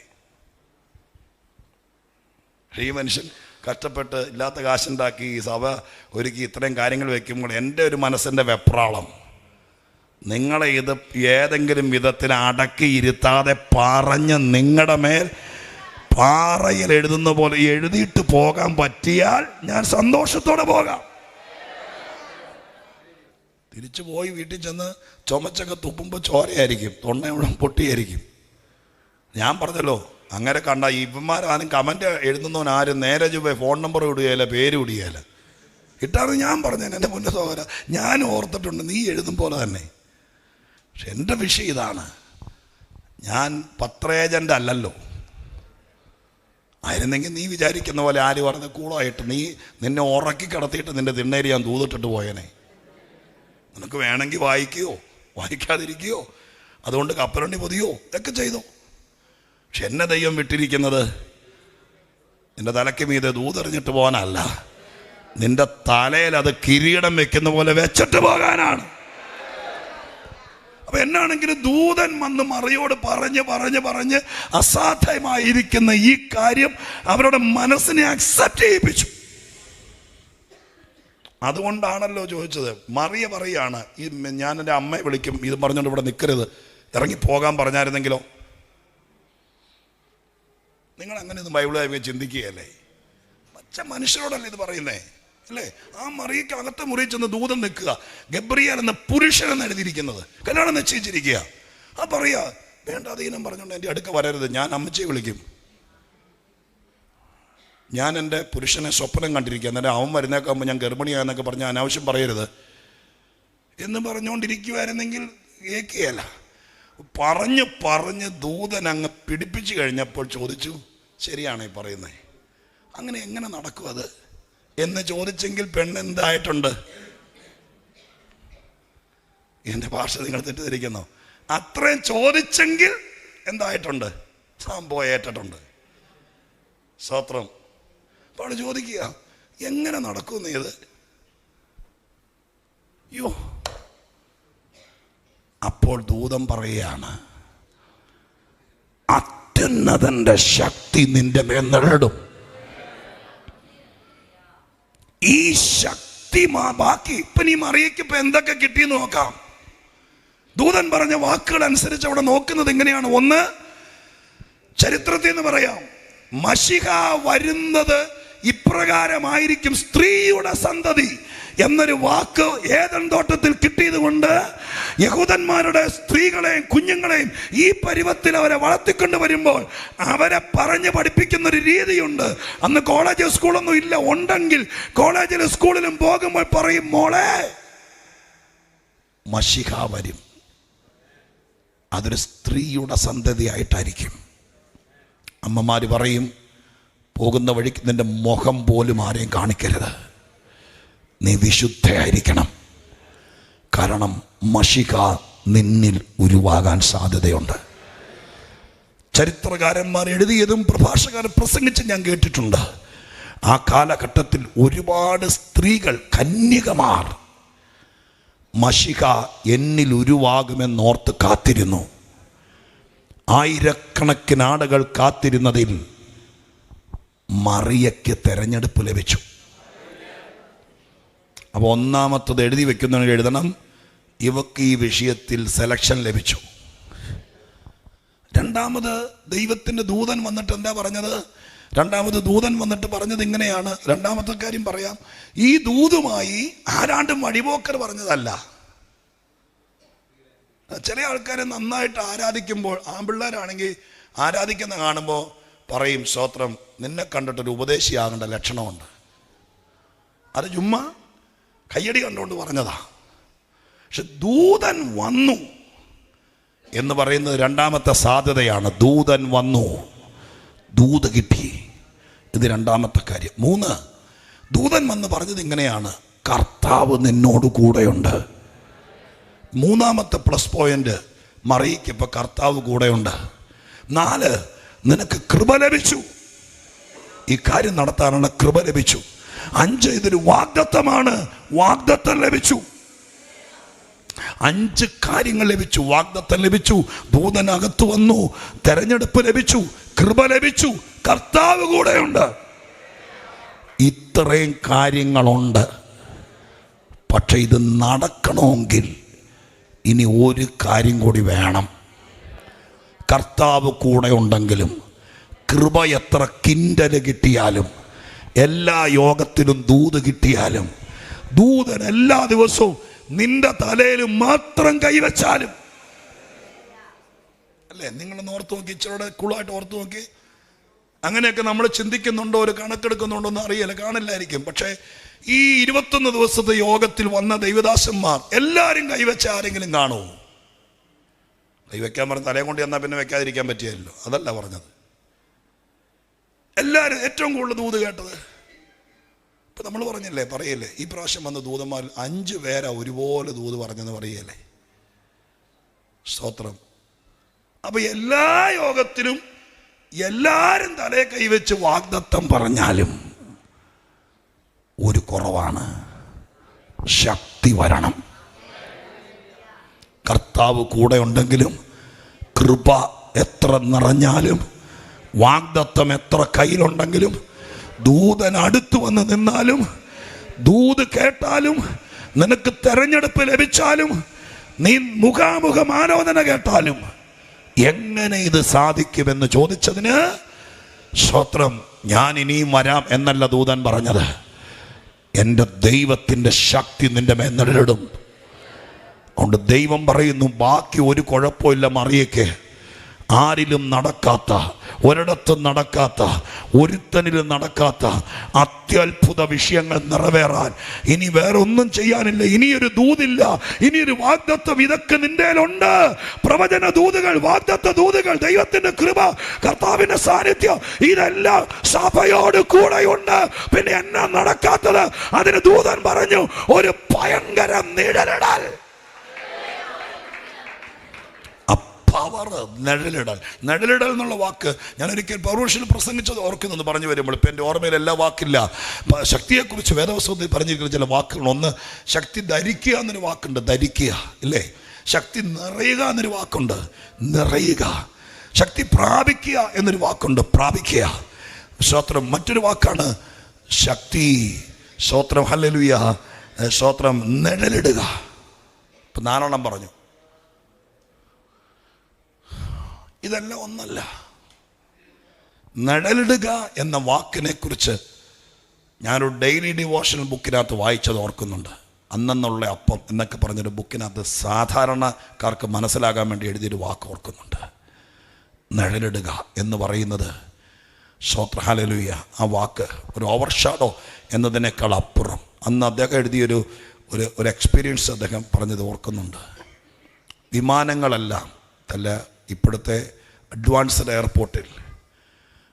എയർപോർട്ടിൻ്റെ ഇത്ര കിലോമീറ്റർ അപ്പുറം വരുമ്പോൾ പൈലറ്റിൻ്റെ കയ്യിൽ നിന്ന് കൺട്രോൾ റൂം വിമാനത്തിൻ്റെ കൺട്രോൾ ഏറ്റെടുക്കും. അതൊരു ഇലക്ട്രോണിക് തരംഗങ്ങളാണ്, കണ്ണുകൊണ്ട് കാണാൻ പറ്റില്ല. അതിനെക്കുറിച്ച് സ്തോത്രം ഇൻ്റർനെറ്റിനകത്തൊക്കെ നോക്കിയാൽ കാണാതിരിക്കാം. ഇങ്ങനെ ഒരു റേഞ്ച് കിടക്കുക, അതിനകത്തേക്ക് വിമാനം കയറുക. നിങ്ങളുടെ ഈ ഭിത്തിക്കകത്തത് ഇങ്ങനെ റാ പോലെ മഴവില്ല് പോലെ ഇങ്ങനെ റേഞ്ച് നിൽക്കുക. അപ്പോൾ വിമാനം പൈലറ്റ് കൊണ്ടുവന്ന് നേരെ ഈ കാണുന്ന റേഞ്ചിനകത്തേക്ക് കയറ്റിയാൽ പിന്നെ ഈ റേഞ്ചിനകത്തേക്ക് കയറി കഴിയുമ്പോൾ അതിനെ ആ നിഴലിൻ്റെ അകത്തേക്ക് ആ കവറിങ്ങിൻ്റെ അകത്തേക്ക് കയറി കഴിയുമ്പോൾ പൈലറ്റിൻ്റെ കയ്യിൽ നിന്ന് കൺട്രോളും ഏറ്റെടുത്തു. റൺവേയിലേക്ക് ഇനി 100 കിലോമീറ്റർ കാണും. പക്ഷെ അവിടെ മുതൽ ഈ തരംഗങ്ങൾ വിമാനത്തെ കൺട്രോൾ ചെയ്തു. അത് കൊണ്ടുവന്നാണ്, അതിൻ്റെ ഇടയിലൂടെ കൃത്യമായി കൊണ്ടുവന്നാണ് ഏത് മൂടൽമഞ്ഞിലും ഏത് മഴയത്തും ഏത് പ്രതികൂല സാഹചര്യത്തിലും റൺവേയിൽ കൃത്യമായി പോയിന്റ് ചെയ്തിട്ടിരിക്കുന്ന ഭാഗത്തേക്ക് വിമാനത്തിൻ്റെ മുൻചക്രം വന്നിടിച്ചിറങ്ങുന്നത്. സ്തോത്രം. അതിൻ്റെ ഒരു മനുഷ്യൻ കണ്ടുപിടിച്ച അത്യാധുനികമായിരിക്കുന്ന ഈ ടെക്നോളജിക്ക് അത്രയ്ക്ക് കൃത്യമായി 300 ചില്ലാൻ യാത്രക്കാരും അവരുടെ 40 കിലോ വീതമുള്ള ലഗേജുമായി പറന്നു വരുന്ന ഈ വിമാനത്തെ സൂചിമൊന തെറ്റാതെ ഇന്നടത്ത് കൊണ്ടുവന്ന് ലാൻഡ് ചെയ്യിപ്പിക്കാൻ ആധുനിക കണ്ടുപിടുത്തങ്ങൾക്ക് കഴിയുമെങ്കിൽ അത്യുന്നതൻ്റെ ശക്തി എന്നൊരു റേഞ്ചിനകത്തേക്ക് സ്വർഗം നിന്നെ കയറ്റും. നിഴലിടുക എന്നുള്ള വാക്ക് കണ്ടോ? ചുമ്മാ ഒരു നിഴൽ തട്ടുക എന്നുള്ളതല്ല. ആ പരിശുദ്ധാത്മാവിൻ്റെ കവറേജിനകത്തേക്ക്, അതിൻ്റെ കൺട്രോളിനകത്തേക്ക് നിന്നെ ടോട്ടലി അങ്ങ് കയറ്റുക. അത് പിന്നെ നിന്നെ കൊണ്ടുപോയി നിന്നോട് ദൈവം പറഞ്ഞത് എന്താണോ അത് നിറവേറ്റിയെടുക്കാൻ, ആ പോയിന്റിൽ നീ ചെന്ന് ലാൻഡ് ചെയ്യാൻ, ആ സ്ഥലത്ത് നിന്റെ കാലുകുത്താൻ, അവിടെ നിന്റെ അവകാശം സ്ഥാപിക്കാൻ ദൈവമായ കർത്താവ് നിന്റെ മേൽ ആ ശക്തി കൊണ്ട് ഒരു ഭയങ്കര കവറിങ് നടത്തും. അതോടുകൂടെ അസാധ്യതകളെ സാധ്യമാക്കിക്കൊണ്ട് അത്യത്ഭുതങ്ങൾ ആരും വിചാരിച്ചിട്ടില്ലാത്ത ഭയങ്കര കാര്യം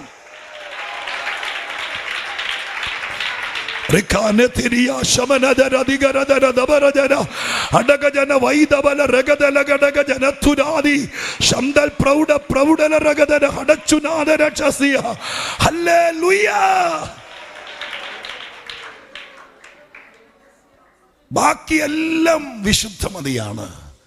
ദൈവം തെരഞ്ഞെടുത്ത സ്ത്രീയാണ്, പവിത്രതയുള്ളവളാണ്, യാതൊരു മോശക്കാരിയല്ല.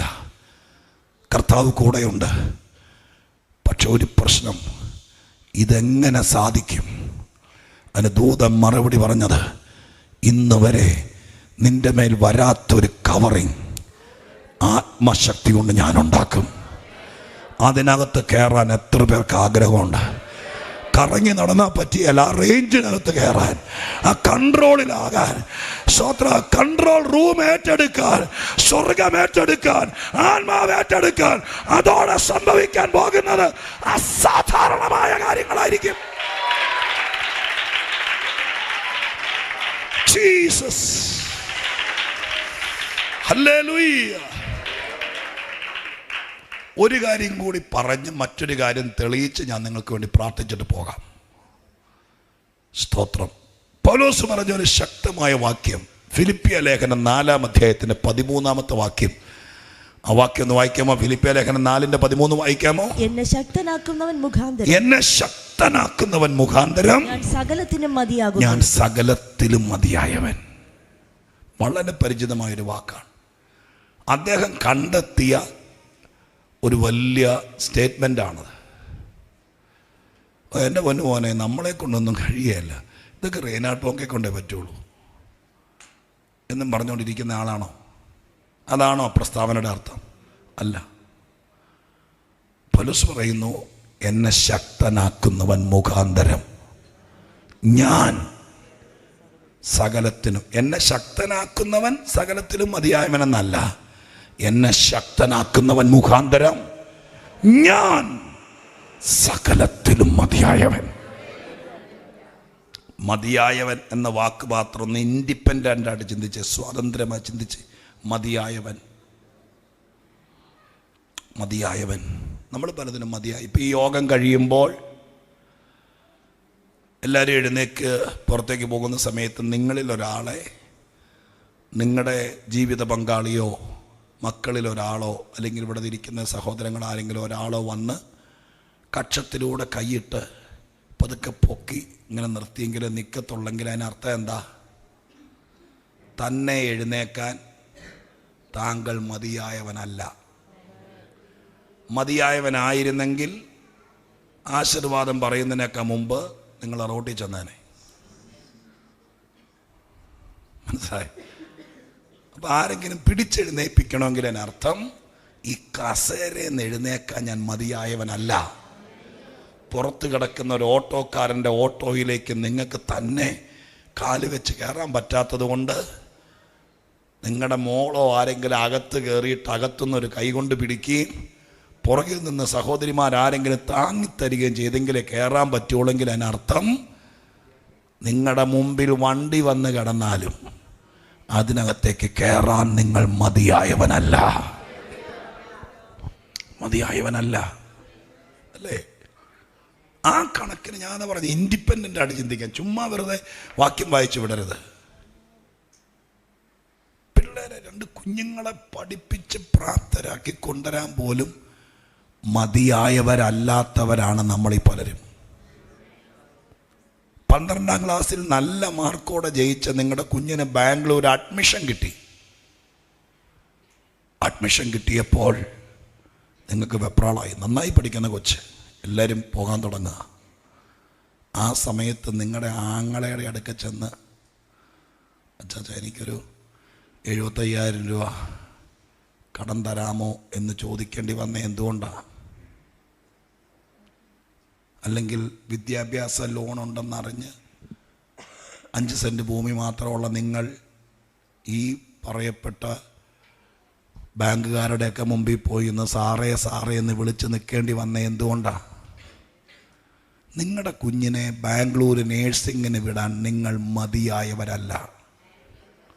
ഞാൻ പറയുന്നതിന് വിഷമം തോന്നുന്നുണ്ടോ? അവരവരെ തന്നെ പരിശോധിക്കുക.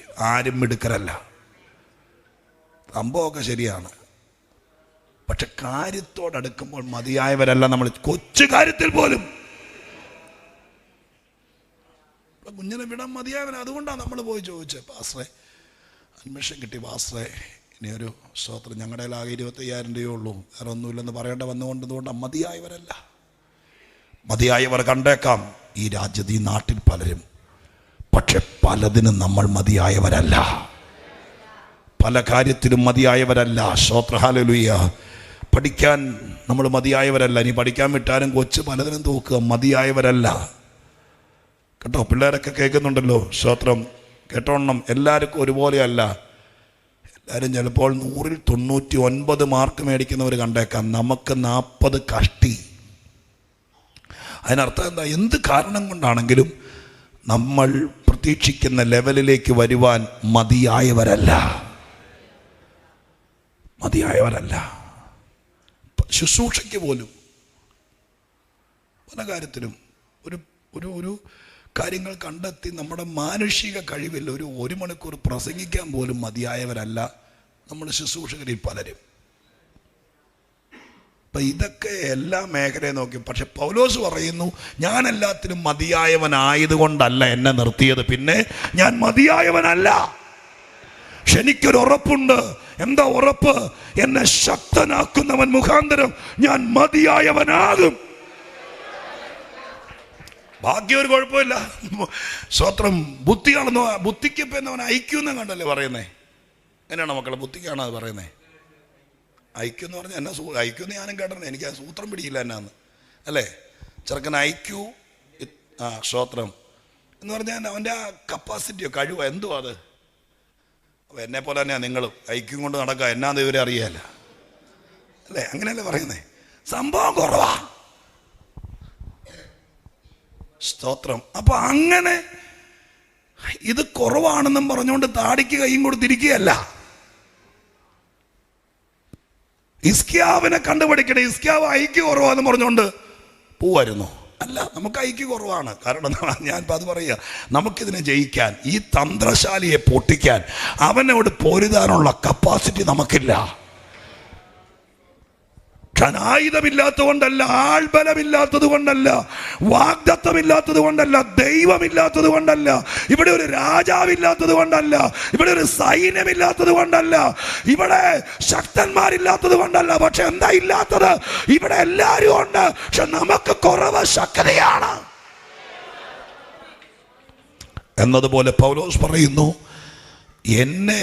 എനിക്ക് കുറച്ചുകൂടെ പഠിക്കാൻ ഇല്ലല്ലേ, ശക്തനാക്കുന്നവൻ മുഖാന്തരം. ഇനി അത് എങ്ങനെ പറഞ്ഞ അവസാന ഭാഗത്തേക്ക് വരിക. പഴയ നിയമത്തിൽ ഒരുപാട് ഭാഗത്ത് തിരുവെഴുത്തിൽ കാണുന്നത് ദൈവം ആളുകളെ സഹായിക്കുകയായിരുന്നു. സഹായിക്കുക, ഒരാൾക്കൊരു ബുദ്ധിമുട്ട് വന്നവനെ സഹായിക്കുക. എന്നാൽ പുതിയ നിയമത്തിനകത്ത് ദൈവം സഹായത്തെക്കാൾ കൂടുതൽ, സഹായം കൊടുക്കുന്നതിനേക്കാൾ കൂടുതൽ ശക്തീകരിക്കുക. പണങ്കര ശ്രദ്ധിച്ച് കേട്ടോളണം. 4 ഒത്തുവാക്യം പറയുകയല്ല ഞാൻ, ഇത് പറഞ്ഞ് ഞാൻ അവസാനിപ്പിക്കും. നിങ്ങൾക്ക് വേണ്ടി പ്രാർത്ഥിക്കും. കേട്ടോളണം. സ്തോത്രം, ഹല്ലേലൂയ. സഹായിക്കും, ശക്തീകരിക്കും. ഞാൻ തെളിവ് പറയാം. അതിനൊരു വാക്യം വായിച്ചു. ലൂക്കോസിന് സുവിശേഷം 22-ാം അധ്യായം 22-ാം അധ്യായം 43-ാം വാക്യം. 22-43 വായിച്ചേ. 22-43. അവനെ ശക്തിപ്പെടുത്തുവാൻ സ്വർഗത്തിൽ നിന്ന് ഒരു ദൂതൻ അവന് പ്രത്യക്ഷനായി. സംഭവം ഗെത്സമന തോട്ടത്തിലാണ്. യേശു ക്രിസ്തുവിനെയാണ് അവിടെ വിഷയീഭവിക്കുന്നത്. എന്താ കാര്യം? കർത്താവ് അവസാനത്തെ പെസഹ രാത്രി ഈ മലയിൽ പോയിരുന്ന് പ്രാർത്ഥിക്കുക. ക്രൂശിലേക്ക് പോകാൻ വേണ്ടി പോവുക. അവിടെ വെച്ച് പ്രാർത്ഥിക്കുമ്പോഴാണ് മനുഷ്യവർഗത്തിൻ്റെ പാപം താൻ ഏറ്റെടുക്കുന്നത്. ആ സമയത്ത് നിർമ്മലനായ ക്രിസ്തു ബലഹീനനായിപ്പോയി. പാപത്തിന് അത്ര ശക്തിയുണ്ട്. യോഗത്തിൽ വെച്ച് പാപം പാടെ കഴുകണം. അത് നമ്മളെ തുരുമ്പിപ്പിക്കുന്നത് പോലെ ദ്രവിപ്പിക്കും. എത്ര യോഗം ഉണ്ടെങ്കിലും കേട്ടോ, ഹൃദയങ്ങളും രഹസ്യങ്ങളെല്ലാം കഴുകണം, ശുദ്ധരാകണം. ഇടയ്ക്കേറി പറയുക, മനുഷ്യന്റെ പാപം ക്രിസ്തുവിൽ ചുമത്തപ്പെട്ട മാത്രയിൽ രക്തധമനികൾ പൊട്ടി രോമകൂപങ്ങളിലൂടെ വേർപ്പുത്തുള്ളികൾ രക്തത്തുള്ളികൾ പോലെ ഇറ്റിറ്റ് വീണു. യേശു പാറമേൽ കിടക്കുക. അങ്ങനെ പാറമേൽ കിടക്കുന്ന ആ സമയം, സ്തോത്രം, ആ സമയത്ത് പിതാവായ ദൈവം ഒരു ദൂതനെ പറഞ്ഞയച്ചു. ദൂതൻ വന്ന് ബലഹീനനായി കിടക്കുന്ന കർത്താവിനെ സഹായിച്ചിരുന്നെങ്കിൽ എന്തായിരിക്കും ഒരു നിമിഷത്തേക്ക് ചിന്തിക്കാമോ? എന്തായിരിക്കും സഹായിക്കും? ഇപ്പം നിങ്ങൾ പോകുന്ന വഴിക്ക് നമ്മുടെ സ്കൂട്ടർ ചരളിൽ തെന്നി മറഞ്ഞു, മുഖമൊക്കെ ഒരഞ്ഞ് നേരെ ചെന്ന് ആകപ്പാടെ സ്തോത്രം കാലൊടിഞ്ഞില്ല, കാലിൻ്റെ കോഴ അങ്ങ് ഡിസ്ലൊക്കേറ്റഡായി. പിന്നെ കാല് പിടിക്കാൻ പറ്റിയില്ല. അങ്ങനെ വീണ് കിടക്കുന്ന സമയത്ത് 2 പേർ പുറകെ വന്നവർ സഹായിക്കുക. എന്തായിരിക്കും സഹായിക്കാനെന്ന് ചിന്തിക്കാമോ? പെട്ടെന്ന് അവർ വണ്ടിക്കടിയുന്നവരെ 2 പേരും കൂടി പതുക്കെ എടുത്തുകൊണ്ട് വന്ന് പതുക്കെ ആ റോട്ടിൻ്റെ സൈഡിലെ മതിലെ ചാരി സഹായിക്കുക. ചാരി ഇരുത്തിട്ട് പെട്ടെന്ന് അപ്പുറത്തെ കടന്നൊരു സോഡ മേടിക്കും. സോഡ കൊണ്ടുവന്ന് മുഖത്തൊക്കെ തളിച്ച് സ്തോത്രം ഇച്ചിരി സോഡ വായിലൊഴിച്ചു കൊടുത്തു. എന്നിട്ട് പതുക്കെ പിടിച്ചെഴുന്നേൽപ്പിക്കാൻ നോക്കുമ്പോൾ കാല് പ്രയാസം. അപ്പോൾ കുറച്ചുകൂടെ പതുക്കെ 2 പേര് കൂടി പിടിച്ച് ആ കടയുടെ തിണ്ണെ കൊണ്ടുവന്ന് പതുക്കെ കിടത്തും. അങ്ങനെയല്ലേ സഹായിക്കുന്നേ? മിണ്ടായിരിക്കുള്ളത്. ഇത് പോകുന്ന വഴിക്ക് സംഭവിക്കുന്ന കാര്യമല്ലേ ഈ പറയുന്നത്. എന്നെങ്കിലും പറഞ്ഞാൽ അതിനകത്തെങ്ങനെ ഇറങ്ങും. ഉദാഹരണം പറയാം. അപ്പോൾ അവിടെ ചെന്ന് പിന്നെ പെട്ടെന്നൊരു വണ്ടിക്കാരനെ കൈ കാട്ടി വിളിച്ച്, അതാണ് സഹായം. ദൂതൻ വന്ന് യേശുവിനെ അവിടെ സഹായിച്ചെങ്കിൽ എങ്ങനെയായിരുന്നേനെ? ചോരത്തുള്ളികൾ ഇറ്റിറ്റ് വീണ്, വേർപ്പ് തുള്ളിക്ക് പകരം ചോരത്തുള്ളികൾ തൊടുന്നിടത്തെല്ലാം രോമകൂപങ്ങളിലെല്ലാം ചോരയാ. തലേ തൊട്ട ചോരയാ, എല്ലായിടത്തും ചോര ഇറ്റിറ്റ് വീണുകൊണ്ടിരിക്കുന്ന കർത്താവിനെ പതുക്കെ ദൂതൻ വന്ന് സഹായി. മറ്റൊരു 3 പേര് ഇരുന്ന് ഉറങ്ങുകയല്ലേ, ആരും ഇല്ലല്ലോ. യേശുവിനെ പിടിച്ച് പതുക്കെ ഒരു ഒലൂമരത്തിൽ ചാരി ഇരുത്തിയാനെ. അല്ലേ സഹായം, അല്ല അവനെ നയ്യാന് അതൊക്കെ പിടിച്ചിരുന്നപ്പോൾ ഒരു മരത്തെ ചാരി ഇരുത്തിയാനെ. ദൂതം കൊണ്ടുവന്ന തുണി കൊണ്ട് ചോരയൊക്കെ ഒപ്പി ഏലിയാവിന് കൊണ്ടു കൊടുത്ത വെള്ളം കൊണ്ടുവന്നിട്ടുണ്ടെങ്കിൽ ചില വായിൽ ഒഴിച്ചു കൊടുത്ത് എന്നിട്ട് പതുക്കെ ദൂതൻ കയ്യെ പിടിച്ച് ഇന്നിനി പ്രാർത്ഥന നിർത്തിക്കുമെന്ന് പറഞ്ഞ് പോയി. ആ സ്കൂട്ടറിൽ നിന്ന് വീണയാളെ നേരെ താലൂക്ക് ആസ്പത്രിയിൽ കൊണ്ടുപോയി. രാവിലെ ജോലിക്ക് പോകണ്ട, ഇനി 3 ദിവസത്തേക്ക് ജോലിക്ക് പോക്ക് നടക്കുമോ? ഇല്ല. മെഡിക്കൽ ലീവ് എടുത്ത് അവിടെ ഇരുന്നു. ഇനി 3 ദിവസം കഴിഞ്ഞിട്ടാണ് പോയ കാര്യത്തിൻ്റെ പ്രോജക്റ്റ് ആരംഭിക്കുകയുള്ളൂ. ക്രൂശിലേക്ക് പോകുന്ന യേശുവിനെ ഗതസമന തോട്ടത്തിൽ വെച്ച് ദൂതൻ സഹായിച്ചായിരുന്നെങ്കിൽ ആ ആഴ്ച ക്രൂശീകരണം നടക്കുകയില്ല. കാരണം അന്ന് പോയില്ലേ. പിന്നെ അവിടെ കൊണ്ടുപോയി പിന്നെ രണ്ടാമത് അടുത്ത വ്യാഴാഴ്ച വീണ്ടും അങ്ങനെയൊന്നും നടക്കുകയില്ല. ഞാൻ ഉദാഹരണം പറയുക കേട്ടോ, നിങ്ങളുടെ മനസ്സിളക്കാൻ വേണ്ടി പറയുക. ഈ ആഴ്ച നടക്കേണ്ടത് അടുത്ത ആഴ്ച പിന്നെയും വന്നിരുന്ന് പ്രാർത്ഥിച്ചു. പക്ഷെ ദൂതൻ ഇവിടെ സഹായിക്കുകയല്ലായിരുന്നു. ദൂതനങ്ങ് വന്നിട്ട് പതുക്കെ ഒലൂമരത്തെ ചാരി ഇരുത്തി വെള്ളം തളിക്കുകയല്ല, ദൂതനങ്ങ് വന്നിട്ട് ശക്തീകരിച്ചു. യോഹന്നാനിൽ എഴുതിയിരിക്കുന്നത് എങ്ങനെയാ? ശക്തീകരിക്കപ്പെട്ട യേശു ആരും പിടിക്കാതെ ആരും സഹായിക്കാതെ ചോരയിൽ കുളിച്ചു നിൽക്കുന്ന ബലഹീനനായ, കഴിയുമെങ്കിൽ ഈ പാനപാത്രം എങ്കിൽ നിന്ന് നീക്കണമേ എന്ന് നിലവിളിച്ച വിഷയത്തെ ഫേസ് ചെയ്ത യേശു പതുക്കെ എഴുന്നേറ്റ് വന്നു. എഴുന്നേറ്റ് വരുമ്പോൾ കെദ്രോൻ തോട്ടിലൂടെ തീവട്ടി പന്തങ്ങളും വടിയും വാളുമായി യൂദാസിന്റെ നേതൃത്വത്തിൽ റോമൻ പട്ടാളക്കാർ അറസ്റ്റ് ചെയ്യാൻ വേണ്ടി വരിക. വെട്ടം കണ്ട യേശു നേരെ പുറത്തു വന്നിട്ട് ചോദിച്ചു, നിങ്ങൾ ആരെയാണ് തിരക്കുന്നത്? ഉടനെ അവർ പറഞ്ഞു, നസ്രയനായ യേശുവിനെ. ഇവൻ തിരിച്ചു പ്രതികരിക്കുക. യോഹന്നാനിൽ വായിക്കണ ഭാഗം തിരിച്ചു പ്രതികരിക്കുക, ഞാനാകുന്നു എന്ന് പറഞ്ഞ മാത്രയിൽ എല്ലാരും കൂടി ചാടി വീണെന്നാണോ? വായിച്ചിട്ടുണ്ടോ? ഒന്ന് വായിച്ചു. സ്തോത്രം. എന്നാണെങ്കിലും എന്നെ നിങ്ങൾ വൈകിയേ വിടുള്ളൂ. സ്തോത്രം. വായിച്ചു 18:6. യോഹന്നാൻ 18:6. വായിച്ച് 18:6. ഞാൻ തന്നെ എന്ന് പറഞ്ഞ മാത്രയിൽ അവർ പിൻവാങ്ങി നിലത്തു വീണു. യേശു തൊഴിച്ചു വീഴ്ചതല്ല, ഞാനാകുന്നു എന്ന് പറഞ്ഞ മാത്രയിൽ ഈ യൂണിഫോം ധാരികളായ റോമൻ പട്ടാളക്കാർ തെറിച്ചു താഴെ പോയെങ്കിൽ ഇവന്റെ അകത്തു നിന്ന് വ്യാപരിച്ച ശക്തി ഈ ഒരു മനുഷ്യനെ കൈതൊടാതെ തള്ളി വീഴിക്കാതെ ഞാനാകുന്നു എന്ന വാക്കിന്റെ മുമ്പിൽ അവൻ താഴെ പോയെങ്കിൽ ആ ശക്തി എന്ന ശക്തിയായിരുന്നു.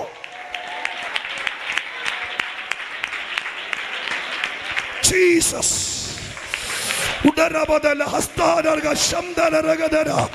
യേശുവിന് മഹത്വം. ഹല്ലേലൂയ.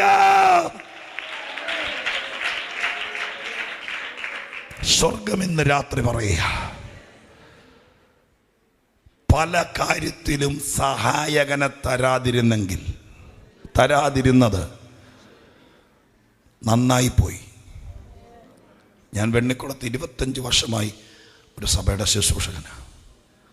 ഈ വാക്യം ഞാൻ പഠിച്ചു എന്ന ദൈവത്തോട് ഒരുപാട് കരഞ്ഞ നന്ദി പറഞ്ഞു. ദൈവം എന്നോട് ചോദിച്ചു, എന്നെ ഇൻ്റർവ്യൂ ചെയ്തു ദൈവം, ഈ വാക്യം ഈ വിധത്തിൽ പഠിക്കുമ്പോൾ ചോദിച്ചു,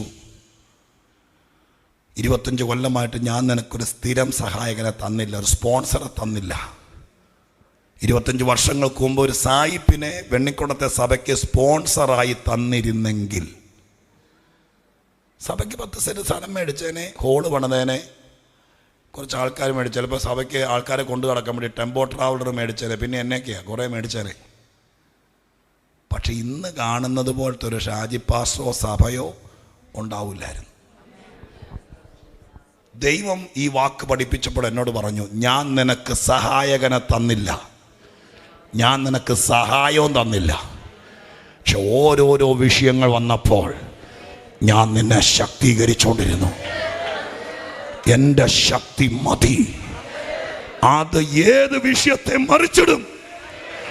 എൻ്റെ ശക്തി ഉണ്ടെങ്കിൽ നിന്റെ ടാർഗറ്റ് അച്ചീവ് ചെയ്യാം, പൂർത്തീകരിക്കാം, നീ വന്ന ദൗത്യം പൂർത്തീകരിക്കാം, നിന്റെ വിളി നിറവേറ്റാം, അസാധ്യങ്ങളെ സാധ്യമാക്കാം, അതിശയങ്ങൾ നടക്കാം, അത്ഭുതങ്ങൾ നടക്കാം.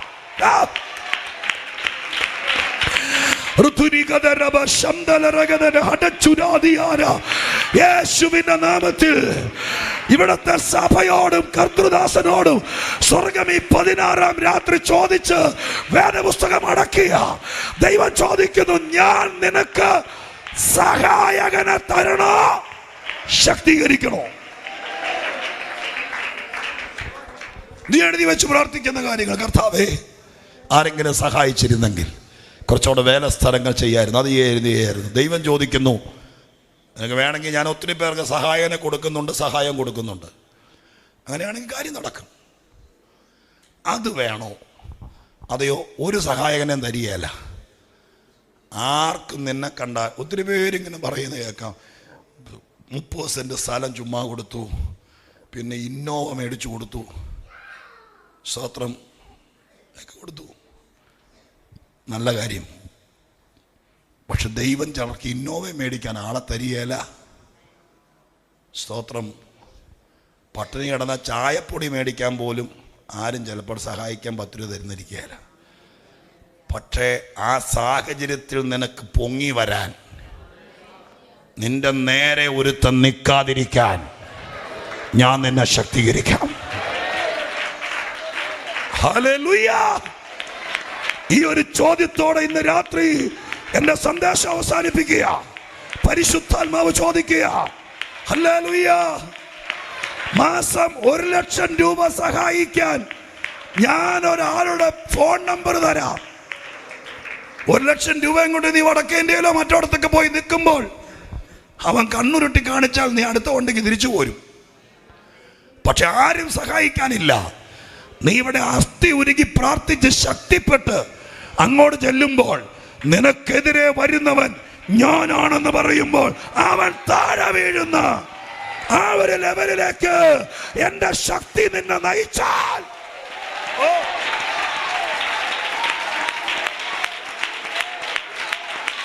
Jesus, hallelujah.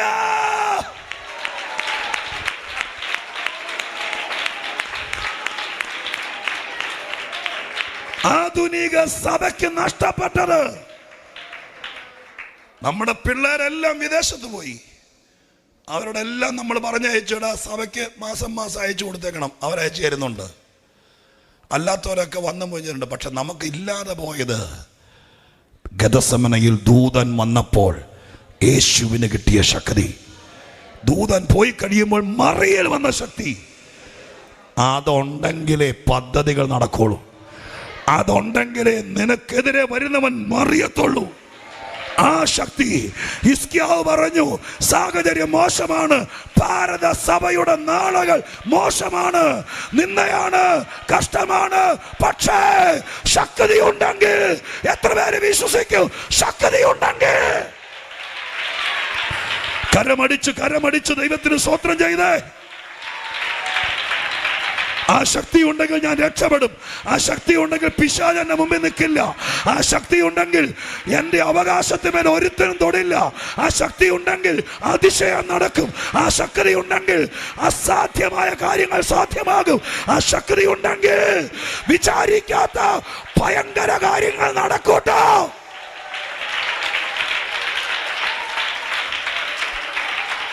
ഹല്ലേലൂയ. ദയവായിട്ട് എഴുന്നേറ്റ് നിൽക്കാം. ദൈവസന്നിധിയിൽ എഴുന്നേറ്റ് നിൽക്കാം. ഞാൻ നിങ്ങൾക്ക് വേണ്ടി പ്രാർത്ഥിക്കാം. ഞാൻ പറഞ്ഞതുപോലെ പത്രക്കാരൻ പത്രം ഗേറ്റിന് മുകളിലൂടെ എറിഞ്ഞതുപോലെ രാവിലെയും വൈകുന്നേരവും 2 പ്രസംഗം ഞാൻ എറിയുമല്ലായിരുന്നു. എൻ്റെ കഴിവിൻ്റെ പരമാവധി നിങ്ങളെ ഈ ശക്തിക്കകത്തേക്ക് വലിച്ചു കയറ്റുമായിരുന്നു. മക്കളടക്കം നിൽക്കുന്നവർ കേട്ടോളണം. മറിയ ചോദിച്ചതുപോലെ ഇത്ര വലിയ കാര്യം എങ്ങനെ നടക്കും? ഒറ്റ കാര്യമുള്ളൂ, ഈ ശക്തി. ഹിസ്കിയാവ് തിരിച്ചറിഞ്ഞതുപോലെ ബാക്കിയൊന്നും കുഴപ്പമില്ല. ഈ ശക്തി ഉണ്ടെങ്കിൽ ബാക്കിയെല്ലാം. ഇന്ന് രാത്രി യുദ്ധം ജയിക്കും. ശത്രു പാളയത്തിൽ അലയറി കേൾക്കും. നാം ജയിക്കും. എന്നെ ശക്തനാക്കുന്നവൻ മുഖാന്തരം എനിക്ക് മതിയാകും. ഞാൻ പല കാര്യത്തിലും ബലഹീനനാണ്. പക്ഷേ ഈ ശക്തി വരുന്നതോട് കൂടെ ഭയങ്കര കാര്യങ്ങൾ നടക്കാൻ പോകുക. പ്രാർത്ഥിക്കുക, കണ്ണടച്ച് പ്രാർത്ഥിക്കുക. എല്ലാവർക്കും വേണ്ടി ഞാനൊരു വാക്ക് പ്രാർത്ഥിക്കാം. പരിശുദ്ധ ദൈവമേ, സ്വർഗീയ പിതാവേ, ആരവത്തോടെ നിന്റെ ജനം ഈ ദൂതേറ്റെടുത്ത് ഈ അത്യന്ത ശക്തിക്ക് വേണ്ടി ദൈവത്തോട് പ്രാർത്ഥിക്കുമ്പോൾ ഞാൻ ഇവരെ അനുഗ്രഹിക്കുന്നു. അങ്ങയുടെ ശക്തി ഇവരുടെ മേൽ നിഴലിടട്ടെ. ആ റേഞ്ചിലേക്ക് സഭ കേറട്ടെ. കർത്തൃദാസൻ, ദൈവമക്കൾ, ശുശ്രൂഷകർ എല്ലാവരും കേറട്ടെ. അത് നിമിത്തം ഇവരും മതിയായവരാകട്ടെ. വടക്ക് ഇന്ത്യൻ സംസ്ഥാനങ്ങളിലെല്ലാം സഭ സ്ഥാപിക്കാൻ ഈ ശക്തി ധാരാളം മതി. ഉഴുതു മറയ്ക്കാൻ, പുതിയ ആളുകളെ സ്നാനപ്പെടുത്താൻ, അവിടെ നിന്ന് ചിലരെ ഇവിടെ കൊണ്ടുവന്ന് ബൈബിള് പഠിപ്പിച്ച് തിരിച്ചവിടെ വിട്ട് അവിടെ സഭ സ്ഥാപിക്കാൻ മതിയായ സഭയായി ഈ സഭയെ ഇന്ന് രാത്രി പ്രഖ്യാപിക്കുക. ആ വാഗ്ദത്തം നടക്കട്ടെ, ആ ദർശനം നടക്കട്ടെ. ഇവിടെ നിൽക്കുന്ന എല്ലാവരും മതിയായവരാകട്ടെ. പ്രാർത്ഥന കേട്ടതിന് നന്ദി. ഞാൻ ഇവരെ ആരാധിക്കുമ്പോൾ ഇവരെ അനുഗ്രഹിച്ച് പ്രാർത്ഥിക്കുന്നു യേശുവിന്റെ നാമത്തിൽ തന്നെ.